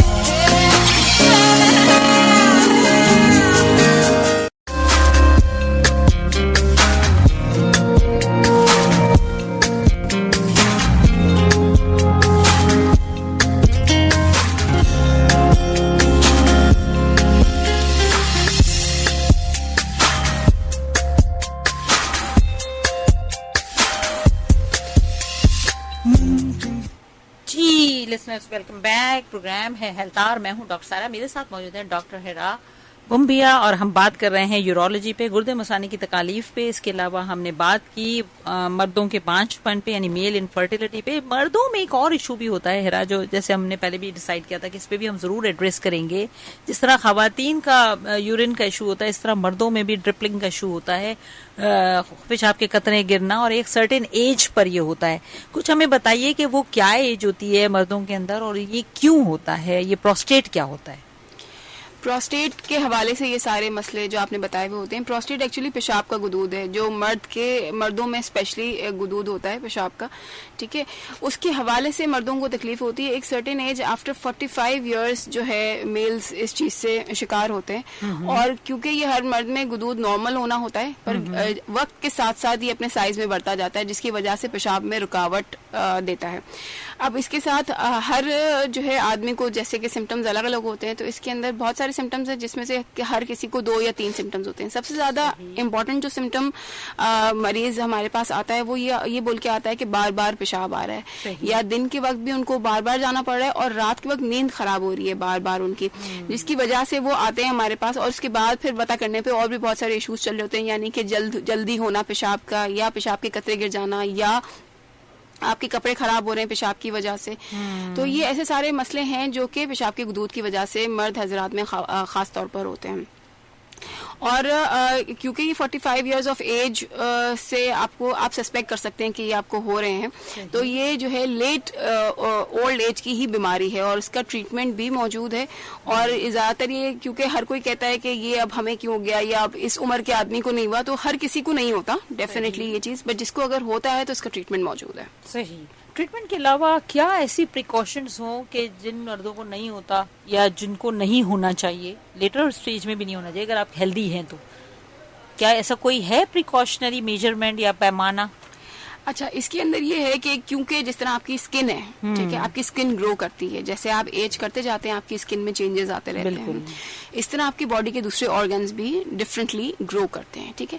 तो ये इसको भी हम कहेंगे कि ये एक गुदूद है, गुदूद नॉर्मली ग्रो करता है। अब कुछ लोगों में ये थोड़ा ग्रो करता है, ठीक है, और कुछ लोगों में ये बहुत ज्यादा ग्रो कर जाता है। जब बहुत ज्यादा ग्रो कर जाता है तो ये ऑब्स्ट्रक्शन के या पेशाब की रुकावट के सिम्टम्स देता है। अच्छा, इसमें जो है नॉर्मल साइज अगर आप मुझसे पूछें प्रोस्टेट का, तो वैसे अगर हम बताएं किसी को तो 20 ग्राम्स नॉर्मल प्रोस्टेट है। बट कुछ पेशेंट्स होते हैं जिनको छोटे साइज में भी ऑब्स्ट्रक्शन के सिम्टम्स आना शुरू हो जाते हैं, ठीक है। तो इसलिए नंबर से कुछ नहीं होता, यानी कि अल्ट्रासाउंड हम करवाते हैं एक अपना आइडिया करने के लिए कि इसको हम किस तरह, मतलब इसको अगर हम मेडिकल ट्रीटमेंट दें या इसको डायरेक्ट सर्जिकल ट्रीटमेंट पे लेके जाएं तो उसके लिए हमें हेल्प करता है। बट नंबर्स एग्जैक्टली पेशेंट के सिम्टम्स में इतना हेल्प नहीं करता, क्योंकि कुछ लोगों को जो ये गुदूद है अगर 25 ग्राम्स है तो भी प्रॉब्लम दे सकता है, और कुछ लोगों को ये अगर 85 ग्राम्स है तो भी प्रॉब्लम नहीं देगा, ठीक है, और कुछ को दे सकता है। तो इसलिए जो है ये साइज ऑफ प्रोस्टेट इतना मैटर नहीं करता जितना पेशेंट के सिम्टम्स मैटर करते हैं। अगर उसको सिम्टम्स हैं ज्यादा तो वो है इस चीज के लिए ट्रीटमेंट ले, क्योंकि अगर ये पेशाब का रुकावट होती है तो वो आपको समझें कि आपका मसाने में पेशाब रुक रहा है, मसाने में रुक रहा है तो वो फिर पीछे जा रहा है, आपके गुर्दे मसाने की नाली को भी खराब कर रहा है, आपके गुर्दे को भी अफेक्ट दे रहा है। तो ये सारी चीजें अफेक्ट होती जाती हैं over the period of time. सही। क्या ये प्रोस्टेट का इशू जो है वो फर्टिलिटी पे इफेक्ट होता है? फर्टिलिटी देखा जाए तो ज्यादातर अर्ली एज में हमारे पास मर्द आते हैं, ठीक है, क्योंकि ऑब्वियसली आपकी जब शादी हुई 25-30 इयर्स की एज में, उसके बाद 3-4 साल बाद, या कुछ लोग तो शादी के 1 साल बाद भी आ रहे होते हैं, तो इस तरह 3-4 साल बाद तो आप समझें कि वो हमारे पास पेशेंट की रेंज होती है फ्रॉम 30 to 40, ठीक है, तब आपको मतलब के लोग ट्राई कर रहे होते हैं। और जो ये गुदूद का मसला है यूजुअली आपको देखा जाता है 45 to 50-55 इयर्स ऑफ एज, तो इसलिए ये ज्यादातर प्रोस्टेट का इशू ओल्ड एज का इशू। बिल्कुल। तो ये हम आपको बताते चले, सवाल का मकसद यही था कि जो अधेड़ उम्र या 40+ के जो लोग हैं वो इस चीज को जरूर अटेंशन करें। बाज़ दफा हमने ये भी देखा है कि पेशेंट को अंदाजा ही नहीं होता कि ये प्रोस्टेट का मसला है, वो इसको किसी और पहराए में पेश कर रहा होता है। जब एग्जामिनेशन कराया जाता है या अल्ट्रासाउंड कराया जाता है तो पता चलता है कि जी इशू तो प्रोस्टेट का भी है। बिल्कुल। अक्सर मरीज जो हमारे पास आते हैं इमरजेंसी में, अगर लैंड अप करते हैं तो इमरजेंसी में इसलिए लैंड अप करते हैं कि पेशाब रुक गया, ठीक है, अब वो उनको लगता है कि पेशाब का कोई मसला है, ठीक है। उसके बाद जब अगर उनको पेशाब की नलकी डाला जाए तो वो पेशाब मसाने में इतना रुका हुआ होता है तो नलकी भर जाती है, तो फिर बाद में चलता है अच्छा ये प्रोस्टेट के इश्यूज हैं, क्योंकि उनको भी पहले आइडिया नहीं हो रहा होता, और अगर कोई सिम्टम्स हो रहे होते हैं तो वो उस चीज को इग्नोर कर रहे होते हैं, या बहुत सिग्निफिकेंट सिम्टम्स नहीं होते और सडनली वो एक पेशाब रुक जाता है जिसकी वजह से उनको आना पड़ता है इमरजेंसी में। सही। तो ओल्ड एज हजरात जो अपना मेडिकल चेकअप कराएं वो जरूर यूरोलॉजिस्ट के पास जरूर जाएं, ताकि छोटे छोटे से मैटर्स अगर शुरू में ही अटेंशन हो जाए, शुरू में ही ठीक हो जाएं, तो आप जो है बेहतर तरीके से अपना लाइफस्टाइल कर सकते हैं। अच्छा डॉक्टर साहब, ये एक बड़ा पर्टिकुलर सा मसला है और हमारी खवातीन के अंदर बहुत ज्यादा ये आता है, वो बड़ी फिक्रमंद होती हैं। अक्सर बच्चे जो हैं बेड वेटिंग कर देते हैं, यानी सोते में पेशाब, और ये तकरीबन 12 साल तक की, जब चले शुरू में तो 1-2 साल में तो हम समझ सकते हैं, लेकिन अब तो पैम्पर्स ने जिंदगी बहुत आसान कर दी है। बट फिर भी हम जब बच्चा लेता है तो उसको पेशाब की आदत नहीं रहती, यानी जाने की हाजत की आदत नहीं रहती, वो इनवॉलंटरी पास कर देता है उसमें। तो उस चीज को तो हमें पॉटी ट्रेन करना होता है, बच्चों को यूरिन ट्रेन करना होता है, तो उसके लिए हम ये देखते हैं कि फिर बच्चों में ये सेंस बेदार होता है कि वो रात में भी उठ के चले जाते हैं, 2 से 3 साल वाले बच्चे भी। लेकिन कुछ बच्चे ऐसे होते हैं कि 8 से 10 से 12 साल हो जाते हैं, उनका यूरिन ऐसा होता है कि वो कितना ही उनको करा के सुलाओ, जगा के करवा लो, लेकिन एक खास पीरियड पे जाके जब डीप उनकी स्लीप होती है तो उसमें वो पेशाब उनका निकल जाता है या बेड वेट वो कर देते हैं। तो इसके लिए ये क्यों होता है और इसकी क्या मतलब सॉल्यूशंस क्या हैं? देखिए, ये आपने बिल्कुल सही कहा कि हम पहले बच्चों को पॉटी ट्रेन करते हैं। कुछ बच्चे जो होते हैं ना वो बहुत अर्ली लर्नर्स होते हैं, ठीक है, जिस तरह के हम कुछ बच्चे 8-10 महीने की उम्र में चलने की कोशिश करना शुरू कर देते हैं, और कुछ बच्चे होते हैं 1.5 साल तक जो है लड़खड़ा रहे होते हैं उस चीज में, ठीक है। तो हर किसी की लर्निंग कर्व डिफरेंट है, लर्निंग कैपेसिटीज डिफरेंट है बच्चों के अंदर। इसीलिए पॉटी ट्रेन कुछ लोग जो है कहते हैं कि बस साल का हुआ, 1.5 साल का हुआ तो आपने पॉटी ट्रेन कर दिया, और कुछ बच्चे हमारे 3 साल की उम्र तक भी ट्रेनिंग में या उनकी माँ उनको उस वक्त ट्रेन कर रही होती है। सही। अच्छा, ये जो बच्चे हमारे लेटर ऑन एन एज जो है जिनको ये मसला चल रहा है, उनको भी बेसिकली मसला यही है कि जब आपने कहा कि डीप स्लीप में ना, तो उनका डीप स्लीप में जब जाते हैं तो एक्चुअली जब पेशाब लगता है तो हमारा मसाना एक पेन जनरेट करता है, जो कि हमारा दिमाग इस चीज को बताता है कि अच्छा ये पेन इसलिए आ रहा है कि आपका मसाना फुल है और आपने जाके यूरिन पास करना है। अब जब बच्चा डीप स्लीप में होता है तो वो पेन जनरेट करने के बावजूद उसका दिमाग उस चीज को परसीव नहीं कर सकता, उस चीज को रिसीव नहीं करता कि अब मुझे उठना है, ठीक है। तो यानी कि ये इसमें अब उसको इस चीज की हमें ट्रेनिंग करने की जरूरत है। नो मैटर अगर आपने उस बच्चे को सुलाया, मतलब उठा के पेशाब करवाया है, पर ये कंटिन्यूसली ये हैबिट पैदा करने से कि आप बच्चे को उठाएं, और इसमें इम्पोर्टेंट ये है कि बच्चा सो कितने बजे रहा है। अगर वो 10 बजे सो रहा है तो रात को 8:30 बजे के बाद उसके पानी का इंटेक, ये लिक्विड लिक्विड इंटेक आप कम कर दें। अब बच्चे जिद करते हैं हर चीज के लिए, तो फिर अगर उनको प्यास लग रही है तो घूंट पानी दे सकते हैं, आपके गला गीला हो गया, ठीक है, पहला चीज ये। सेकेंडली, सोने से पहले उसको पेशाब करा के सुलाना है, ठीक है। थर्ड, उसको 2 घंटे का अलार्म लगा के या 3 घंटे का अलार्म लगा के उठा के इसको पेशाब कराना है, ठीक है। फिर आपने नोटिस करना है कि रात में किस पहर ये जो है पेशाब करता है। तो अगर समझें कि बच्चा 4 बजे, आपको अंदाजा होता है कि बच्चा 4 बजे पेशाब कर रहा है या फजर के टाइम पे कर रहा है, तो जिस टाइम पे कर रहा है उससे आधे घंटे पहले आपको अलार्म लगा के उसको उठा के पेशाब कराना है। तो ये सारी जो हैबिट्स है ना, आपने डेवलप करनी है बच्चे के अंदर, फिर से इसको ट्रेन करना है। और इसकी ट्रेनिंग डेफिनेटली डिफिकल्ट होगी, क्योंकि आपने एक बार कर चुके हैं ट्रेनिंग, आपको ब्रेन को रीट्रेन करना है इसके लिए। तो रीट्रेनिंग में थोड़ा सा टाइम ज्यादा लगता है, बट वंस ये रीट्रेन हो जाए तो ये बच्चे को मतलब कि 80 to 90% ऑफ द किड्स जो है इस चीज से निकल जाते हैं। फिर इसके लिए हम कुछ मेडिकेशंस भी देते हैं ताकि इस चीज को सपोर्ट कर सकें, ठीक है। तो उन मेडिकेशंस के साथ और इन सारी हैबिट्स डेवलप करने के साथ स्लोली एंड ग्रेजुअली बच्चा जो है नॉर्मल रूटीन पे आ जाता है और वो उठना शुरू कर देता है यूरिन करने के लिए। जबरदस्त। ये तो बहुत आसान है, कोई इतना मुश्किल नहीं है जहाँ इतने सारे काम बोलने में आसान है, क्योंकि पेरेंट्स को रात को उठ के करवाना एक डिफिकल्ट जॉब है। तो वैसे भी जागती ही रहती है, आजकल तो मोबाइल जगाता है भाई। पर अगर आपको अच्छी लाइफ चाहिए उस बच्चे के आगे, क्योंकि अगर अभी इसने ये डेवलप नहीं की हैबिट, तो लाइफ टाइम उसकी यही हैबिट रहनी है, तो विच इज नॉट गुड। अब जाहिर सी बात है, एक अडल्ट ह्यूमन बीइंग है और पता चले कि वो बिस्तर गीला करता है, तो आप मुझे बताएं कि सोसाइटी उस चीज को एक्सेप्ट नहीं कर सकती। तो माओ के लिए बड़ा मुश्किल होता है उस गद्दे को संभालना, उसकी स्मेल, फिर वो एक और जब आपका टीनेज में बच्चा जाता है ना, तो वो खुद भी इस चीज को एक्सेप्ट नहीं करता, फिर उसका कॉन्फिडेंस शैटर होता है, वो खुद इस कमतरी में चला जाता है कि यार मेरा बिस्तर गीला होता है, तो आप बच्चे का कॉन्फिडेंस भी शैटर कर रहे होते हैं। तो इसीलिए जरूरी है कि हम इसको इन टाइम जो है सही कर लें। सही, बहुत जबरदस्त। और देखा जाए तो ठीक है, सही बात है, बोलने में आसान है, बट इतना मुश्किल नहीं है, थोड़ी सी आपको मेहनत होगी, लेकिन आपके लिए जिंदगी आपके बच्चे की आसान हो जाएगी और बेहतर हो जाएगी। तो ये तो खैर बड़ा ही जबरदस्त वाला इशू है जो कि हमारे माशरे में मैं देख रही हूँ अक्सर होता है। और 4 बच्चे होते हैं तो उसमें से एक बच्चे के साथ ये मसला होता ही होता है।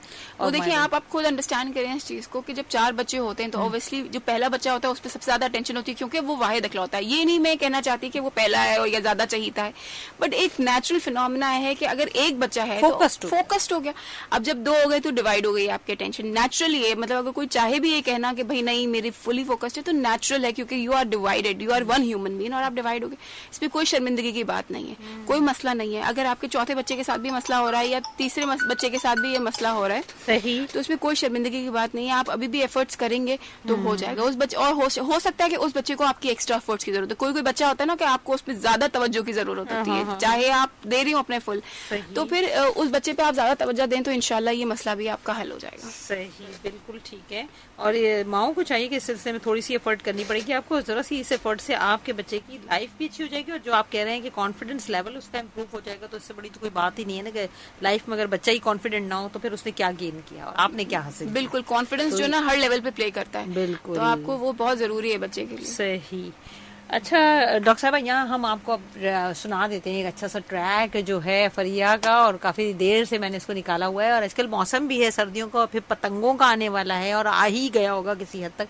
तो फरिया का पतंगबाज सजना बहुत मशहूर सॉन्ग, बहुत जबरदस्त, बहुत पुराना लेकिन बहुत एनर्जेटिक सॉन्ग है। इसमें हमें बहुत मजा आता है सुनने में। तो सुनते रहिए सिंध पुलिस FM 88.6। आपके सफर में आप उनको जो है अपने सवालात पूछ सकते हैं और आप उनके साथ अपने प्रॉब्लम्स को शेयर कर सकते हैं।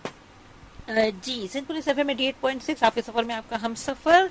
आज के टॉपिक हमारा है हेल्थ आवर में, जो हर बुध वाले दिन 11 बजे से 1 बजे तक आपको पेश किया जाता है। कॉल पर आप हमारे साथ शामिल हो सकते हैं 99213663 99213663, और आप उसके आगे कॉल का कोड भी लगा सकते हैं 021। इसके अलावा आप हमें मैसेज कर सकते हैं अपने मोबाइल से, SPR लिखिए, स्पेस दीजिए, पैगाम लिखिए, अपना नाम लिखिए, उसे भेज दीजिए 4471 पर। मेरे पास कुछ मैसेजेस भी हैं डॉक्टर साहिबा आपके लिए, और एक कोई जबरदस्त से मेरे भाई हैं डॉक्टर नहीं है वो फैसल अनीस मजीद हैं, और वो लिखते हैं कि डॉक्टर साहिबा very good show, keep it up doctor, thank you for taking out time for the listeners and guiding on different medical issues. So बहुत बहुत शुक्रिया डॉक्टर साहिबा, थैंक यू। और नादिर खान साहब भी कुछ लिख रहे हैं, लेकिन उनका मसला कुछ और है। उनका मसला ये है कि जो गाना चलाया उसमें ये शायद पोर्शन मिस हो गया। तो भैया, यहाँ गाना हम जो है माइंड फ्रेशर के लिए चलाते हैं, आप लोगों को एंटरटेन करने के लिए चलाते हैं। गाने का प्रोग्राम मेरे बाद शुरू होता है, शायद रिक्वेस्ट ऑन टेक्स्ट तो उस पर आप अपने टेक्स्ट कर दीजिए और रिक्वेस्ट ऑन टेक्स्ट में जो है आप अपने पसंद के गाने सुनिए। यहाँ बात हो रही है बीमारियों पे, कोशिश कीजिए कि आपके मसाइल उसमें एड्रेस हों, आपको जो प्रॉब्लम है आप उससे बात कीजिए और इसका हल इस डॉक्टर से जो कि इतनी बड़ी फील्ड से रिलेटेड और फिर इतने बड़े डॉक्टर्स हम आपके लिए लेके आते हैं। इसका मकसद ये होता है कि फ्री ऑफ कॉस्ट आप जो है अपने डॉक्टर से फ्रीली बात कर सकते हैं। जी डॉक्टर साहब, यहाँ हमने बहुत सारे टॉपिक्स पे बात की, खवातीन के हवाले से भी बात की, मर्द हजरात के हवाले से बात की और प्रोग्राम में अब टाइम हमारे पास बहुत कम है। मुझे तो लगता है कि मेरे पास 4 घंटे भी हों तो शायद मेरा पेट ना भरे, लेकिन मुझे पता है कि आपको भी आगे जाना है, आपकी एक सारे क्लिनिकल आवर्स भी हैं। अब मुझे ये बताइए कि आपके पास कुछ बच्चों के हवाले से मुझे ऐसे सक्सेसफुल केसेस जरा बताएं ताकि हमारे अवाम का जो है हौसला बुलंद हो कि अगर वो अपने बच्चों की वजह से परेशान है। तो यहाँ हम पहले कॉल ले लेते हैं, देखते हैं हमारे साथ कौन मौजूद है। अस्सलाम वालेकुम। वालेकुम सलाम बाजी। जी सर, कौन सा बात कर रहे हैं? कि मेरी बेटी है 7 साल की है। ठीक है। और वो जो है ना अचानक मगर स्कूल भी जाती है, मदर बोलती है मुझे सर में दर्द हो गया है और उसकी आंखें भी हमने चेक करवाई है कि बस हो सकता है आंखों से जो मसला हो रहा हो। ठीक है। आंखों वालों ने तो बताया है कि नहीं बिल्कुल सही है। ठीक है। और वो सर में दर्द बोलती है, फिर उसके बाद ना वो थोड़ी देर या सोए या उठ के चलने लगे तो फिर उसको उल्टियाँ शुरू हो जाती हैं। ओके। और वो मतलब ये मसला काफी दिनों से चलता है, बिल्कुल नॉर्मल हो जाती है, फिर सही हो जाती है और फिर अचानक यही बोलती है तो फिर उल्टियाँ हो जाती है। ओके, ठीक है, हम बात करवा देते हैं डॉक्टर साहिबा से आपकी, लेकिन यहाँ बताते चले कि यहाँ गुर्दे मसाने के हवाले से बात हो रही है, किडनी के इश्यूज पे, मगर चूंकि आपने उल्टियों का जिक्र किया है कि वो होती हैं तो हम पूछ लेते हैं डॉक्टर साहिबा से। वैसे इसका ताल्लुक इससे नजर तो नहीं आता, हो सकता है कोई स्टमक इशू हो। आप उनको किसी जनरल फिजिशियन को दिखाएं और अगर वो रिकमेंड करते हैं तो फिर आप जरूर यूरोलॉजिस्ट को दिखाएं जो कि गुर्दे मसाने के डॉक्टर होते हैं। बहुत शुक्रिया कॉल करने के लिए। जी डॉक्टर साहिबा, तो हम बात कर रहे थे कि बच्चों के ऐसे मसाइल आप जरूर बताएं कि जिन पर आपको बहुत रिमार्केबल रिजल्ट्स मिले हों। बच्चों के अंदर यूजली जो है हम क्योंकि मैं गवर्नमेंट हॉस्पिटल में भी काम करती हूँ, तो गवर्नमेंट हॉस्पिटल में जो है आपके पास जो है लोअर कैटेगरी से ज़्यादातर या इंटीरियर से हमारे पास पेशेंट्स बहुत ज़्यादा आते हैं।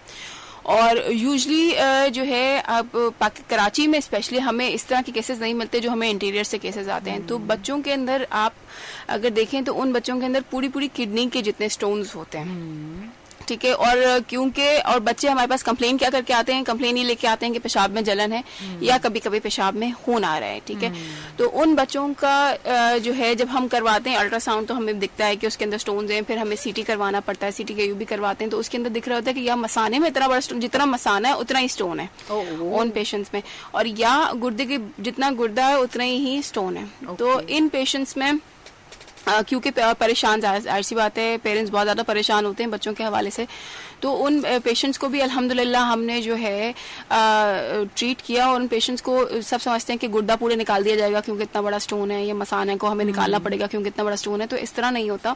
हम जो है इसके लिए जो मसाने के लिए भी हम इसके लिए ऑपरेशन करते हैं।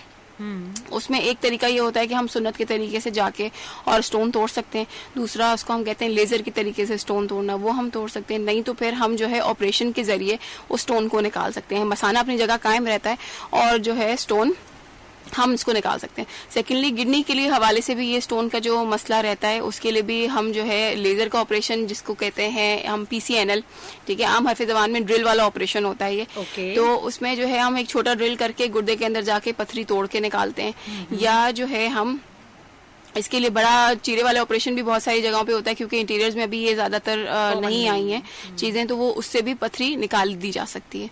तो मसला ये है कि अगर जब तक आप दिखाएंगे नहीं किसी को या आप किसी से मशवरा नहीं लेंगे तो आपको इस चीज का सोल्यूशन नहीं मिलेगा। क्योंकि फॉर्चुनेटली जो है पाकिस्तान के अंदर भी हर फील्ड के अंदर इतना ओपन गैप्स हो गए हैं और इतना हमारी फील्ड के अंदर सब डिविजन्स आ गए हैं कि आप अब जिस डॉक्टर के पास जाएं उसकी बहुत ज्यादा स्पेशलिटी है उस चीज के अंदर।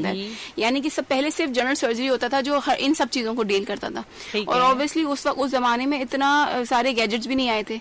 जैसे जैसे ये फील्ड्स डिवाइड होती गई हैं, सब डिविजन्स आते गए, उतनी इंस्ट्रूमेंट्स में भी तरक्की होती गई है। तो अब जरूरी नहीं है कि हम बड़े चेके डाल के या गुर्दा निकाल दें या कोई ऑर्गन निकाल के ही उस चीज का ऑपरेशन हो। अब ये है कि बहुत सारी चीजें हम जो है छोटे छोटे सुराखों से, यानी कि लेप्रोस्कोपिकली भी हम डील कर सकते हैं, इसको हम ड्रिल वाला ऑपरेशन जिसको कहते हैं उस तरह भी डील कर सकते हैं, और गुर्दा और मसाना अपनी जगह पे रह के बगैर किसी डैमेज के या मिनिमम डैमेज के साथ हम ये काम कर सकते हैं। सही। अच्छा, ये आपने बताया पेशाब में खून आना, पेशाब का कलर चेंज होना, जर्दी माइल हो जाना, बहुत ज्यादा लाल हो जाना, उससे पता चलता है कि, और फिर तकलीफ से आना। अक्सर हम देखते हैं बाय बर्थ भी बच्चे पेशाब जब कुछ अरसे बाद जब न्यू बॉर्न होते हैं वो पेशाब करने में बड़ा रोते हैं, तो उसकी वजह क्या होती है? अच्छा, ये आपने बहुत इम्पोर्टेंट एक बात बोली है। अच्छा, इसमें 2-3 वजूहात हैं जो मैं आपसे डिस्कस करना चाहूंगी। सबसे पहले इसमें इम्पोर्टेंट है अच्छा यूरोलॉजी की, जैसे मैंने बताया सब डिवीजन से, जैसे एक यूरोगायनेकोलॉजी, एक और है पीडियाट्रिक यूरोलॉजी, वो इस चीज को डील करती है जो बच्चों की होती है।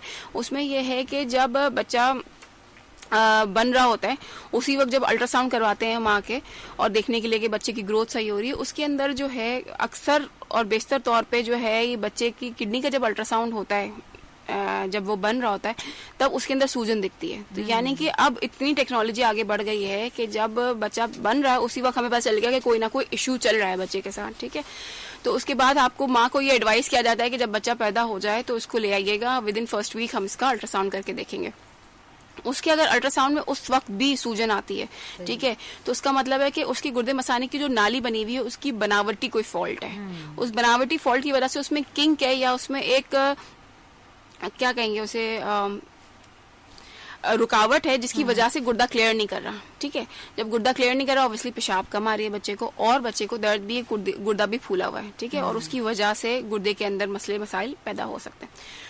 तो अब ये क्योंकि इतनी टेक्नोलॉजीज आगे बढ़ गई हैं, इतनी इसमें स्टडीज आगे हो गई हैं, तो हमें ये हम बाय बर्थ बच्चे को हम ये डायग्नोस कर सकते हैं और उस चीज का इलाज है, उस चीज का हम उस वक्त हम इस चीज का इलाज कर सकते हैं। अब देखिए यहाँ आपकी बात से ये बात पता चली कि अल्ट्रासाउंड पे जो रिलक्टेंट होते हैं 9 महीने में मुश्किल से 1-2 अल्ट्रासाउंड कराते हैं कि भाई डॉक्टरों को तो आदत होती है, उनका कमीशन होता है, वो इसलिए कराते हैं, लेकिन दर हकीकत ये वजह होती है जो बार बार हर महीने अल्ट्रासाउंड अगर कराया जा रहा है और आपको देखना पड़ रहा है तो अनॉमली स्कैन भी इसीलिए होता है ताकि आपको पहले से ही गाइड कर सकें कि खुदा ना खास्ता अगर कोई मसला है तो हम उस चीज को पहले से बाखबर आपको कर सकें। बाकी जो है अल्लाह की मर्जी होती है, हाँ जी, ठीक है। वो कहते हैं कि अल्ट्रासाउंड में कुछ और आया था, बाद में कुछ और आया, पर जब उस वक्त आपको जो चीज दिख रही है, अगर कोई बनावटी फॉल्ट है या कुछ है, तो आपको उस वक्त पता चल गया और लेटर ऑन आपको पता है कि पैदा होते इस बच्चे का हमें ट्रीटमेंट कराना है ताकि हम उसके गुर्दे को बचा सकें, ठीक है।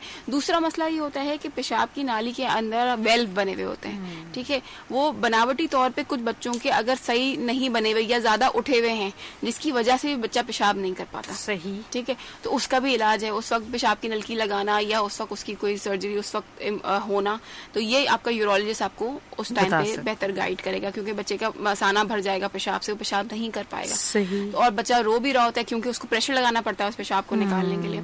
तो ये भी आप उस वक्त अगर ये चीजें आप नोटिस कर रहे हैं तो प्लीज आप अपने यूरोलॉजिस्ट को दिखाइए और इस चीज को सॉर्ट कीजिए, ठीक है। थर्ड होता है, ये मैंने न्यूबॉर्न्स के आपको बताया, थर्ड होता है बच्चों में पेशाब का इन्फेक्शन होना, ठीक है, और स्पेशली फीमेल बच्चों में पेशाब का इन्फेक्शन होना। मेरे पास अक्सर बच्चे आते हैं 7 से 8 साल की उम्र में कि उनके माँ बाप कह रहे होते हैं उसको पेट में दर्द है और जो है ये पेशाब बार बार करने जाती है, या ये उसको ये होता है कि जो है मैं बस मेरे पेशाब में जलन है, या मुझे जो है बस आप पानी पिलाते रहे, मेरे पेशाब में जलन है, मुझे बार बार पेशाब करने जाना पड़ रहा है, ठीक है। तो इन बच्चों में सबसे इम्पोर्टेंट जो हमें चीजें रूल आउट करनी होती हैं वो होता है कॉन्स्टिपेशन, क्योंकि जो छोटे बच्चे होते हैं उनके जाहिर सी बात है पेट का साइज भी उतना ही है, ठीक है। तो जब पेट का साइज उतना है तो आपको जाहिर सी बात है, और अल्लाह ने हमारा जो बनाया हुआ है पेट उसका सबका सब करीब करीब है और ये सब एक चीज से कनेक्टेड है, ठीक है। जहाँ एक चीज में खराबी हुई वहाँ आपका पूरा तसलसल सीक्वेंस डैमेज हो जाता है, ठीक है। तो कॉन्स्टिपेशन की वजह से जब हमारी आंतें भरी हुई होती हैं, ठीक है, तो वो आपको प्रेशराइज कर रही होती हैं आपके पेट में, आपके गुर्दे मसाने को भी, ठीक है। तो आपको ऐसा लग रहा था उसका दर्द है, उसकी वजह से आपका बच्चा पेशाब भी नहीं कर पा रहा क्योंकि मसाने को वो प्रेशर दे रहा है। जब पेशाब नहीं कर पा रहा तो वो पेशाब रुक रहा है, उसके अंदर इन्फेक्शन हो रहा है, बिल्कुल, ठीक है। तो हर किसी को लगता है सिर्फ पेशाब का इन्फेक्शन है, उस चीज को ट्रीट करें, बट मेरी आप लोगों से खास रिक्वेस्ट है कि प्लीज बच्चों की डाइट का ख्याल रखें, उनको कॉन्स्टिपेशन ना होने दें। कॉन्स्टिपेशन एक ऐसी चीज है जो बहुत सारी और चीजों को उजागर करता है, आपको प्रॉब्लम्स में डालता है। तो हर कोई बीमारियां जो है वो कॉन्स्टिपेशन से ही होती हैं। मेजॉरिटी बेसिक सारी बीमारियां जो है उसकी जड़ जो है उमूल अमराज एक तरह से कहा जाए तो पेट कॉन्स्टिपेशन। और कॉन्स्टिपेशन का लोग डील नहीं करते और एंटीबायोटिक पे एंटीबायोटिक दे रहे होते हैं। ठीक है, आप एंटीबायोटिक से इन्फेक्शन तो ट्रीट कर लेंगे, पर उसका मेन कॉस्ट तो आपने नहीं किया, वो रिपीटेडली होगा। फिर आपको होगा कि भाई हमने इतनी बार दिया उस चीज को, आप क्यों नहीं सही हो रहा। अब वो फिर डॉक्टर के ऊपर नाराज हो जा रहे थे कि आप बार बार एंटीबायोटिक दे रहे हैं और आप ये नहीं कर रहे। तो भाई आप पहले उसकी जो मेन थिंग है उस चीज को आप सॉल्व करें तो बच्चा खुद ही बेहतर हो जाएगा। अच्छा, बच्चों के ऊपर भी छोड़ दिया जाता है, जैसे माओ से पूछा जाए कि इसको कॉन्स्टिपेशन तो नहीं, तो बच्चे से पूछती हैं कि क्यों पॉटी आती है। अब वो बच्चा आपको खुद मॉनिटर करना पड़ेगा। थोड़ा बच्चा अगर आपका 6, 7, 8 साल का है तो समटाइम्स वो इस चीज को नहीं समझ पा रहे होते हैं और याद भी नहीं रहता है बच्चों को। और अगर हम हर वक्त मॉनिटर ना करें, पर अगर जैसे कोई प्रॉब्लम हो रही है बच्चे को, तो एटलीस्ट तब आप 1-2 दिन तो उस वक्त आप मॉनिटर करें तो आपको भी आइडिया हो जाता है कि बच्चा कॉन्स्टिपेटेड है। कॉन्स्टिपेशन का सबसे, अगर माओं को देखना है तो सबसे इंपॉर्टेंट साइन ये है, देखिए मैं वो वाले साइंस बताती हूँ लोगों को जो हम मॉनिटर कर सकें, जो एक लेमैन मॉनिटर कर सके, ठीक है ना। तो अगर पॉटी का शेप है, कोई भी पॉटी का शेप है तो उसका मतलब है कि बच्चा कॉन्स्टिपेटेड है। ठीक है, अगर पॉटी इसको नरम हो रही है, नरम खिचड़ी जैसी पॉटी हो रही है, इसका मतलब दैट्स द नॉर्मल पॉटी। अगर पॉटी का शेप है तो बच्चा कॉन्स्टिपेटेड है। और नॉर्मली बच्चे इसलिए कॉन्स्टिपेटेड होते हैं कि एक, वो पानी का इंटेक अच्छा नहीं करते, दूसरा उनकी डाइट में जो ना फ्रेश वेजिटेबल्स नहीं है। ठीक है, क्योंकि बच्चे क्या कहते हैं हम तो सब्जी खाते ही नहीं है। हाँ, इसमें कोई प्राउड होने वाली बात नहीं है आई थिंक, क्योंकि जो नेचुरल चीजें हैं हमारे यहाँ, फ्रूट्स, वेजिटेबल्स, ये चीजें जो हमारी नेचुरल हैं, फिर भी सस्ती है, गोश्त और भी महंगा हो गया। नेचुरल चीजें हैं, उससे अगर आपको ट्रीटमेंट मिल रहा है तो व्हाई नॉट। और हमें और ग्रीन वेजिटेबल्स आपको बहुत सपोर्ट करते हैं। बिल्कुल। अब आपने जो ग्रीन वेजिटेबल की बात की ना, लोग कहेंगे यूरोलॉजिस्ट कैसे ये रिकमेंड कर रहे हैं। तो देखिए, अगर अल्लाह ने बनाया है ना तो ये बहुत बेहतरीन चीज बनी हुई है। ठीक है, पर इसका इस्तेमाल करना इज इम्पोर्टेंट, कि हम इसको किस तरह इस्तेमाल कर रहे हैं। अगर हम उसको बहुत थॉरली वॉश करें, अगर हम उसको 3-4 बार पानी में निकाल के, इसको पहले डुबा के रखें, 3-4 बार पानी में निकाल के अच्छे से क्लीन करके यूज करें, तो आई थिंक उसमें कोई नुकसान नहीं है। ठीक है ना, तो आपने ये यूज करनी है, बल्कि आपने हफ्ते में 3 से 4 बार इस तरह वेजिटेबल्स का इस्तेमाल करना है कि आपका पेट का निजाम अच्छा रहे। बिल्कुल, बहुत अच्छी और मुफीद बातें हैं ये। सुनते रहिए सिंपल FM 88.6, आपके सफर में आपका हम सफर। यहाँ हमने बात की और आपने पेशाब में इन्फेक्शन की बात की, तो UTI जो है बड़ा कॉमन हमारे पास मिलता है। UTI से रिलेटेड बड़ों के लिए भी कुछ तदाबीर बताएं, कुछ ऐसी पॉइंट्स बताएं जिससे वो ये फौरी तौर पर अपने घरों में रहते हुए ही रिजॉल्व कर लें, इस इशू को बढ़ने ना दें। बिल्कुल। अच्छा, UTI जो है, मेरे पास ज़्यादातर ख़वातीन आती हैं जिनको UTI होता है, या मेल हजरात जिनको प्रोस्टेट का इशू होता है, क्योंकि पेशाब की रुकावट होती है, उसकी वजह से इन्फेक्शन हो रहा होता है। तो जो ख़वातीन है वो, हम एक्चुअली हमारा मसला ये कि अगर हम वर्किंग लेडीज़ भी हैं, या हम जिस तरह जो होम मेकर्स होती हैं वो भी अगर बाजार जा रही हैं, हम कहीं भी जा रहे हैं, तो हम यूरिन होल्ड करने की कोशिश करते हैं कि वंस हम घर पहुँच जाएँ तो फिर हम जाहिर सी बात है वॉशरूम यूज़ करें। एक तरह से ये बहुत अच्छी बात है, क्योंकि आपका नीट क्लीन जो घर का वॉशरूम होगा वो आपको बाहर नहीं मिलेगा। ठीक है, पर इसमें इम्पोर्टेंट बात यह है कि आपने वाटर इनटेक कितना किया है अपने डे में। ठीक है, गर्मियों में हमारा वाटर इनटेक बढ़ जाता है, सर्दियों में नेचुरली कम हो जाता है। ठीक है, तो आपने वाटर इनटेक अच्छा करना है, आपने फ्रेश वेजिटेबल्स का इस्तेमाल अच्छा करना है, आपने सिट्रस फ्रूट, अगर अल्लाह ने सर्दियों में बनाया सिट्रस फ्रूट, तो उसका कोई निजाम जरूरी है, क्योंकि सर्दियों में हमारा वैसे इनटेक कम हो जाता है वाटर का, पर फ्रूट के जरिए हमारा हाइड्रेशन लेवल बेहतर हो जाता है। हमारा जो है ये सिट्रस फ्रूट खाने से हमारा बॉडी की एल्कलिटी बेहतर हो जाती है। तो ये सारी चीज़ें जो है ना इम्पॉर्टेंट है। आप फ्रूट्स लें, आप वाटर इनटेक अच्छा करें, आप अपने जो है डेली, अगर आपने यूरिन पास करना है तो आप उसको प्रेफरेंस दें। ठीक है, बहुत ज्यादा होल्ड बैक करना यूरिन को, it's not good for health. आपका क्योंकि कुछ अरसे बाद आपका मसाना भी चिड़चिड़ा हो जाएगा इसकी वजह से कि भाई आपने इतनी देर होल्ड किया, तो फिर वो अपनी मर्जी चलाना शुरू कर देगा, आपकी मर्जी पे नहीं चलेगा। सही। तो आपने यूरिन भी टाइमली पास करना है, आपने पानी का इस्तेमाल भी अच्छा करना है, आपने सिट्रस फ्रूट का भी इस्तेमाल करना है, आपने वेजिटेबल्स का इस्तेमाल करना है, कॉन्स्टिपेशन को अवॉइड करना है। ये सारी चीजें हैं जो आपको बेहतरीन, आपके जो है सिस्टम को चलाने के लिए बेहतरीन है, आपको इन्फेक्शन रेट कम कर देती है। ठीक है, और सबसे इंपॉर्टेंट बात, आप please over the counter antibiotics use ना करें। ठीक है, over the counter antibiotics use करना इज सो कॉमन पाकिस्तान में कि आपको अगर सर में भी दर्द होता है तो वो कहते हैं जो है एक एंटीबायोटिक ले लें। ठीक है, और बहुत कॉमनली मिल रही है, हमारे यहाँ इतना मुश्किल नहीं है एंटीबायोटिक लेना। मैं इंटरनेशनल ट्रैवल करी थी, वहाँ जेन्युइनली आई नीडेड एंटीबायोटिक, वहाँ पे उन्होंने नहीं दिया अनटिल अनलेस आप डॉक्टर प्रिस्क्रिप्शन ना लें। हमारे यहाँ ऐसा कोई कॉन्सेप्ट नहीं है। तो अनफॉर्चुनेटली ये मसला है, पर अगर हमारे पे खुद में अवेयरनेस हो तो हम इस चीज़ को आई थिंक कट डाउन कर सकते हैं। और अगर आपको ऐसा महसूस होता है कि आपको पेशाब का इन्फेक्शन हो रहा है तो खुदारा प्लीज़ प्लीज़ प्लीज़ आप एक यूरिन कल्चर करवा लें, ठीक है। वो कल्चर कराने के बाद आप चाहे लें दवाइयाँ अपनी मर्जी से, पर एटलीस्ट आपके पास एक स्टार्टिंग पॉइंट होना चाहिए कि भाई यहाँ से लिया था। अगर उस इन्फेक्शन में कुछ आ जाता है, ठीक है, और उसके अंदर आपकी एंटीबायोटिक यानी कि आपको ट्रीट नहीं हो रहा इन्फेक्शन, आपने एंटीबायोटिक ले ली फिर भी ट्रीट नहीं हो रहा, तो हमारे पास पीछे जाके देखने के लिए है कि क्या वो एंटीबायोटिक से सेंसिटिव था ऑर्गेनिज्म जो हमारे जो जिससे वजह से हुआ हमें इन्फेक्शन, तो क्या उसकी सेंसिटिविटी थी। अगर नहीं थी तो हम एंटीबायोटिक चेंज कर सकते हैं, एग्जैक्टली, ठीक है। तो आपके पास एक बेसलाइन होनी चाहिए। तो प्लीज आप जो है एक यूरिन कल्चर करवाना इज वेरी इंपॉर्टेंट। अक्सर लोग क्या करते हैं कि एंटीबायोटिक का एक डोज लेके फिर आप यूरिन कल्चर कराते हैं, उससे बेनिफिट नहीं होता क्योंकि ऑर्गेनिज्म को आपने मैनिपुलेट कर दिया है। या तो वो उस दिन के लिए आपका जो है स्टेप डाउन हो गया है, या जो है वो आपको जो है इतना उसमें था ही नहीं, क्योंकि वो जब आप एंटीबायोटिक फिर एंटीबायोटिक 2 दिन लेके छोड़ देते हैं। हाँ, ये उससे ज्यादा खतरनाक बात है। इसलिए क्योंकि जब आपने एक ऑर्गेनिज्म को मारने के लिए दवाई दी, फिर आपने दी और आपने छोड़ दी, यानी कि आपने उसका कोर्स पूरा नहीं किया, तो वो ऑर्गेनिज्म और बढ़ के आएगा नेक्स्ट टाइम आपके लिए, ठीक है। तो उस चीज को डील करना, उस चीज को ट्रीट करना it is even more difficult. तो बेहतर है कि आप प्लीज कल्चर करवाइए। आप अगर एंटीबायोटिक ले रहे हैं तो अपना कोर्स प्लीज कंप्लीट कीजिए। एंटीबायोटिक्स को दवाई, दर्द की दवाई और जो है चूरन चटनी की तरह ना इस्तेमाल कीजिए, ये बहुत जरूरी है। बहुत इम्पोर्टेंट है क्योंकि हमारे यहाँ सेल्फ मेडिकेशन बड़ा कॉमन है। हम डॉक्टर को अवॉइड, पैसे बचाने के लिए हम करते हैं ना कि भाई और लाइन में कौन बैठेगा, छोड़ो यार भाई। अब मेडिकल स्टोर वाला हमारे यहाँ सबसे बड़ा डॉक्टर होता है, वो बता रहा होता है इसके ये आजकल ये चल रही है मार्केट में, आजकल इसके पेशेंट ज्यादा आ रहे हैं, आप भी ये ट्राई कर लें। सही बात भी होता है, मैंने देखा है और बड़ा दुख भी होता है इस पे। इससे देखिए रिस्क तो अल्लाह ताला की ज़ात देती है, बंदे को रिस्क तो मिल ही जाता है, लेकिन आप अपनी जान के साथ कितना बड़ा खिलवाड़ कर रहे होते हैं इसका शायद आपको अंदाजा ही नहीं होता है। बाज़े दफ़ा आपकी एंटीबायोटिक्स, गलत एंटीबायोटिक्स या मुस्तकिल एंटीबायोटिक लेने से आपका वो जो ऑर्गेनिज्म है या जो कुछ भी वो आदी हो जाता है और वो मोर डेंजरस फॉर्म में फिर एक नई शक्ल में आपके पास आ रहा होता है जिसका शायद आपको अंदाजा भी नहीं होता। और उसके लिए फिर हमारे पास कभी कभी इस हद तक मसले हो जाते हैं कि हमारे पास मुंह से लेने वाली दवाइयां खत्म हो जाती हैं, फिर हमें नसों के जरिए देनी पड़ती हैं दवाइयां। वो आपके लिए और डिफिकल्ट है क्योंकि आप 3 टाइम नसों में इंजेक्शन लगवाने के लिए आपको हॉस्पिटल जाना पड़ेगा या आपको स्टाफ नर्स बुलाना पड़ेगा घर पे, तो इट इज मोर डिफिकल्ट। तो मतलब आप अपने आप को और मुश्किलात में डाल रहे हैं बनस्बत है कि आप अपने आप को कोई मुश्किल से निकाल रहे हैं। अल्लाह ताला ने हमें ये जिस्म दिया है और उसके साथ इतने सारे प्यारे प्यारे ऑर्गन्स दिए हैं और इन सब ऑर्गन्स का काम है अपना अपना, और इसके लिए बाउंड है हम के रोजे मैशर ये सब बोलेंगे और जवाब देना पड़ेगा हमें कि हमने इनके साथ क्या क्या ज्यादतियां की। गंदा खाना खाया तो मैदा बोलेगा, बुरी बुरी चीजें देखी तो आंखें बोलेंगी, बुरा कहा तो जबान बोलेगी, तो ये सारी चीजें बोलेंगी। जरा किडनी भी बोलेगी कि भाई मुझ पर इतना प्रेशर था कि मैं ब्लड प्रेशर बढ़ाने पे मजबूर हो जाती थी। ब्लड प्रेशर एक बड़ा इशू है, किडनी क्या, उसके लिए भी कुछ बताइए हमें, क्योंकि आजकल हाँ एक और बात मैं कहती चलूँ कि यहाँ मैं ये चैनल है हमारा सिंध पुलिस FM 88.6, आप समझ सकते हैं कि हमारी पुलिस हमारी मुहाफिज है, तो उन मुहाफिजों को दिन रात रोड पर रहना पड़ता है और जो है वो सारा वक्त आवाम की खिदमत में लगे रहते हैं।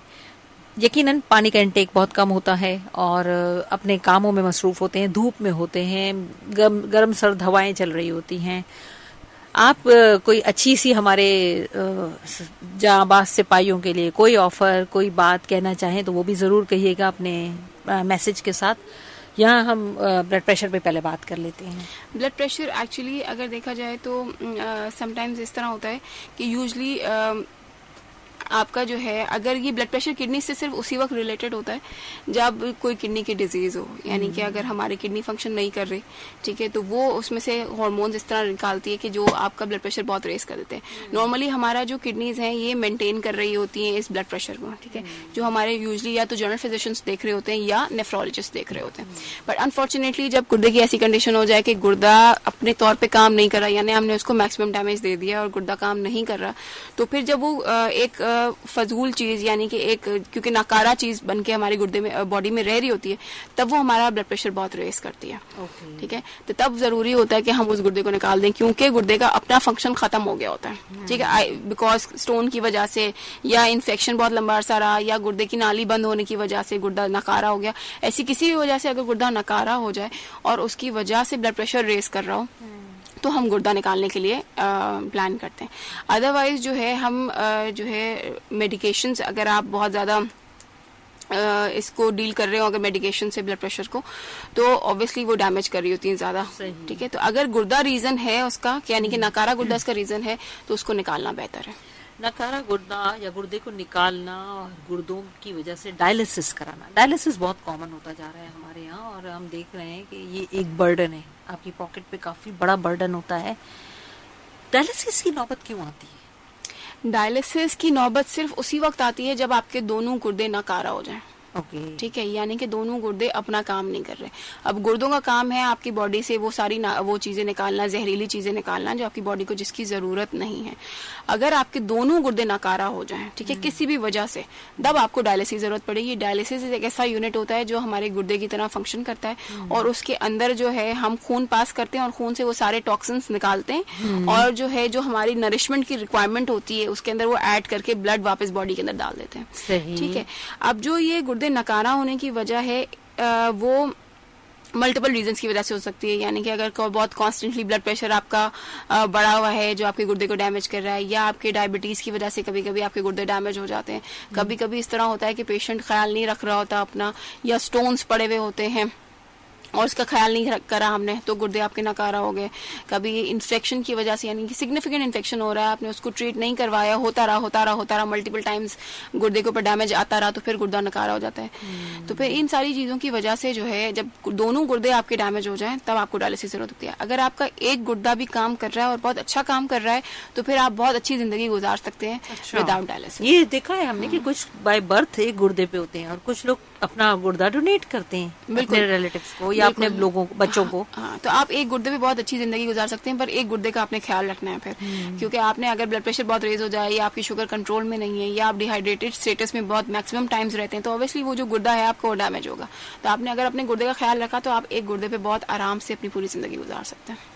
बड़ी जबरदस्त। और अल्लाह ताला ने शायद 2 गुर्दे दिए ही इसीलिए कि कभी खुदा न खास्ता ऐसा मौका है तो आप एक पर भी सरवाइव कर सकते हैं और बहुत अच्छा सरवाइव कर सकते हैं। हाँ, बस सिर्फ 10 मिनट हैं, इसके बाद फिर न्यूज़ और फिर दूसरा प्रोग्राम, और मेरा और आपका यहाँ तक का साथ खत्म होगा। इस छोटे से वक्त में मैं चाहूंगी कि ज्यादा से ज्यादा मैं इम्पोर्टेंट से इम्पोर्टेंट बात करती चलूँ। हमारे यहाँ एक चीज और भी बड़ी कॉमनली देखी जाती है कि खाने पकाने में ऑयल का इस्तेमाल, मिर्चों का इस्तेमाल, ये सब चीजें भी बहुत ज्यादा हैं। यूटीआई में ये कितना इफेक्ट करती हैं ये तेज तरार मिर्चें, खट्टा बहुत ज्यादा, टार्टरिक का इस्तेमाल, गैर मयारी अशिया? अच्छा देखिए, लोगों का ये कहना है कि हम मिर्चें खाते हैं तो मिर्चें लगती हैं, यानी कि जलन होती है पेशाब में। ठीक है, अच्छा एक्सेसिव, अगेन एक्सेसिव आपने लिया, या आपने बाजार का खाना खाया ना, बाजार के खाने के अंदर एक्चुअली उस चीज में जायका डालने के लिए अब हम लोग हेजिटेट नहीं करते कोई भी ऊट पटांग चीज यूज करने से। तो आपको नहीं पता कि वो क्या इंग्रेडिएंट्स यूज कर रहे हैं, तो इसलिए वो सारी चीजें जो अब आपको मार्केट में मिल रही हैं और आपको ठेलों पर मिल रही हैं, तो अगर आप बहुत रेगुलरली खाएं उस चीज को, तो ऑब्वियसली आपको डैमेज करेंगी आपकी बॉडी पर। Once in a blue moon अगर आपने खाया है तो इतना कोई सिग्निफिकेंट इफेक्ट नहीं देगी। मैंने तो देखा सेंसिटिव लोग एक दवा खाने पर भी डायरिया, बिल्कुल डायरिया भी हो जाता है और इन्फेक्शंस भी हो जाते हैं। बिल्कुल। यहाँ हमारे पास एक कॉल है, हम सुनते हैं कि देखिए हमारे साथ कौन है। अस्सलाम वालेकुम। वालेकुम अस्सलाम, मोहम्मद खान बाबा बात कर रहा हूँ। जी मोहम्मद खानजादा भाई, कैसे हैं आप? अल्लाह का लाख लाख शुक्र। चलें फटाफट से सवाल करें, टाइम बहुत कम है हमारे पास। आमीन। मैं सलामत करता हूँ। वालेकुम सलाम। और मैं इतना कहूँगा कि बाहर के खाने के हवाले से अगर आप जितना भी नामी गिरामी और बहुत ही पॉपुलर रेस्टोरेंट हो या कोई स्पाउट हो, आप एक दफा उसके किचन का विजिट कर लेंगे कभी भी नहीं कराएगा, तो उसकी मुकम्मल असलियत सामने आ जाएगी। क्या करें, बिल्कुल सही कहा आपने। कोई बात पूछनी है आपको डॉक्टर साहबा से? जी जी पूछें। ये कहूँगा कि हमारे जो घरेलू खाने हैं, तो इसमें मतलब ये जो ऑयल और मिसाले हम यूज करते हैं, हम जैसा भी हम पश्तो लैंग्वेज के मिसाले बिल्कुल यूज नहीं किए जाते खाने में।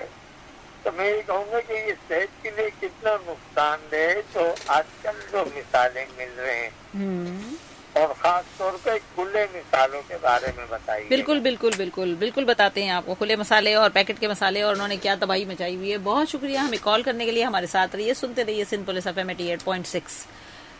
जी डॉक्टर साहिबा, खुले मसाले, बाजार के मसाले, जल्दी से बात कर लें इस पर। अब बात यही है कि आप जो है कोई भी चीज अपने सामने बनाएं या अपने हाथों से बनाएं, उसका मुख्तलिफ फ्लेवर भी है और उसका आपको पता है कि आपने क्या इंग्रेडिएंट्स यूज किए। जो हम बाहर से लेते हैं उसका हमें पता नहीं है, तो अनफॉर्चुनेटली ये एक इजी टू यूज चीज तो हो गई है, पर हमें पता नहीं है कि उसके अंदर क्या इस्तेमाल हो रहा है या क्या इस्तेमाल नहीं हो रहा। बिल्कुल। तो बेहतर यही है कि आपको जो चीज जिसका पता है, यानी कि अगर आपको पता है कि उस मसाले में क्या है, वो आप चीजें इस्तेमाल करें और एतदाल में इस्तेमाल करें। ठीक है, एतदाल is the key to everything. मेरे हिसाब से हर चीज में जो है अगर एतदाल हो तो वो हमारे लिए खुद ही फायदेमंद हो जाएगी। ठीक है, और मसालों के हवाले से डेफिनेटली जो खुले मसाले हैं या जो आप जिनका आपको नहीं पता, उन सारे मसालों को अगर हम अवॉइड करें तो बेहतर है। पर क्योंकि हर कोई कहता है कि यार फिर हम क्या जिंदगी गुजारे हैं या हम क्या एंजॉय करें, तो मेरा कहना ये है कि अगर once in a blue moon अगर आप यूज करते हैं तो इट्स फाइन, पर एवरीडे यूज करना obviously it's not good for your health. अपनी जिंदगियों को आसान अच्छे तरीके से बनाए ना, अपने ही मसाले, घर के मसालों से भी यही सब कुछ हो सकता है, बस ये कि थोड़ा सा टेस्ट में फर्क है। उसमें मर्दों के पेट का रास्ता जो है ना, वो टेस्ट की चीजों से होते हुए उनके दिमाग तक जाता है ना, तो वो शायद सेटिस्फाई नहीं होते। लेकिन चटखारेपन में हमारी औरतें भी पीछे नहीं होती, वो बच्चे भी बचकल बहुत। और ये सबसे ज्यादा जो आप बहुत रिच क्रीमी चीज़ के इस्तेमाल है ना, ये बर्गर्स में, पैटीज में, इसमें जो चीज डाली जाती है, और आजकल तो चीज रोल और चीज चिलॉज और चल रहे हैं, ये नुकसान करती है। बिल्कुल, आजकल चीज एक ऐसा ट्रेंड बन गया। आई थिंक ये हमने इंडिया से अडॉप्ट किया है। वहाँ के इवन जो रेडी पे हो रहे होते हैं ना, वो सैंडविचेस इस तरह आजकल जो मैं फेसबुक पे देख रही हूँ, तो उस पे हर चीज पे जो है वो चीज डाल रहे हैं, हर चीज पे ना, सैंडविच हो या पास्ता हो या कुछ हो। हाँ, उन्होंने इतनी चीज डाली है, तो वो ऑब्वियसली उससे और बहुत सारे लोग अट्रैक्ट भी होते हैं चीज से। आई बिलीव के उसको देख रहे होते हैं कितना स्ट्रेची है या बहुत फ्लेवरफुल है, तो उसकी वजह से हमारे यहाँ भी शायद ट्रेंड है या हमारे यहाँ भी शुरू इसी तरह ही ट्रेंड हुआ है, पर it is not healthy at all for us. Last but not the least, मेरा और आपका साथ तो चलता रहता है अल्हम्दुलिल्लाह, बट मुझे एक तो आप अपना मैसेज, वैसे तो सारी बातें आपका मैसेज है, लेकिन एक मैसेज के साथ साथ हमारे पुलिस के जवानों की आप क्या खिदमत कर सकती हैं? मैं बहुत थैंक यू बोलूंगी सिंध पुलिस FM 88.6 को और डॉक्टर सायरा बानू आपको कि आपने मुझे यहाँ बुलाया। सेकेंडली, जो सिंध पुलिस है हमारी, obviously they are on the road हमें हेल्प करने के लिए, तो हमारा भी फर्ज बनता है कि हम भी उनकी बात सुने। वो जो हमें अगर रोक रहे हैं तो हम भी रुके उनके इशारों पे और उनकी बात सुने।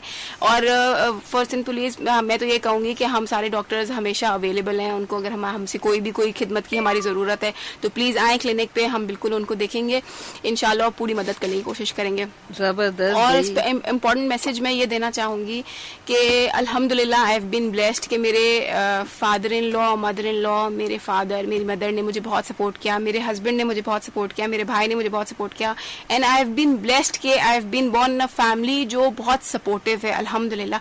इवन जो मेरे जेठ है, मेरे जिठानी है, मेरे बच्चों को ख्याल करते हैं, सब चीजें करते हैं, तो वी आर ब्लेस्ड। तो हमें चाहिए कि हम उनका भी शुक्र अदा करें, उनको भी हम अप्रेस करें, उनको अप्रिशिएट करें कि उन्होंने हमें यहाँ तक पहुँचाया। और मैं हमारी आवाम से भी कहूँगी कि आप लोग भी अपने इर्द गिर्द अपनी फैमिली को अप्रिशिएट करें जो आप लोगों को अपलिफ्ट करते हैं, क्योंकि अगर वो लोग ना होते तो हम शायद हम इस लेवल पे ना होते। और मैं अपनी तरफ से पूरी कोशिश करती हूँ कि मैं हर उन खवातीनों को हेल्प कर सकूँ जिनको हमारी ज़रूरत है, जो आगे नहीं आ सकती मेल यूरोलॉजिस्ट की वजह से, या जो वो आगे नहीं आ सकती क्योंकि वो अपनी बात बयान नहीं कर सकती एक आदमी को, तो हम उनके लिए बैठे हुए हैं एज अ फीमेल यूरोलॉजिस्ट, ताकि हम उनकी भरपूर मदद कर सकें। बहुत बहुत शुक्रिया डॉक्टर साहिबा आपका प्रोग्राम में आने के लिए। सिंध पुलिस FM 88.6 की जानिब से, अपनी टीम की जानिब से मैं बेहद मशकूर हूँ कि आज का ये सेशन हमारा बड़ा ज़बरदस्त रहा, इन्फॉर्मेटिव रहा, और इतनी सारी आपने ऑफर्स भी की हमें। चलते हैं यहाँ इस दुआ के साथ कि ज़िंदगी रही तो इंशाल्लाह अगले हफ्ते फिर आपसे मुलाकात होगी एक और ज़बरदस्ती पर्सनैलिटी के साथ। बल्कि बताती चलूँगी अगले हफ्ते आपकी हड्डियों पे बात करने वाली हूँ मैं, तो इंशाल्लाह जो सवाल आते हैं वो बना के रखिए। तो इजाज़त दीजिए, अल्लाह हाफिज़। पाकिस्तान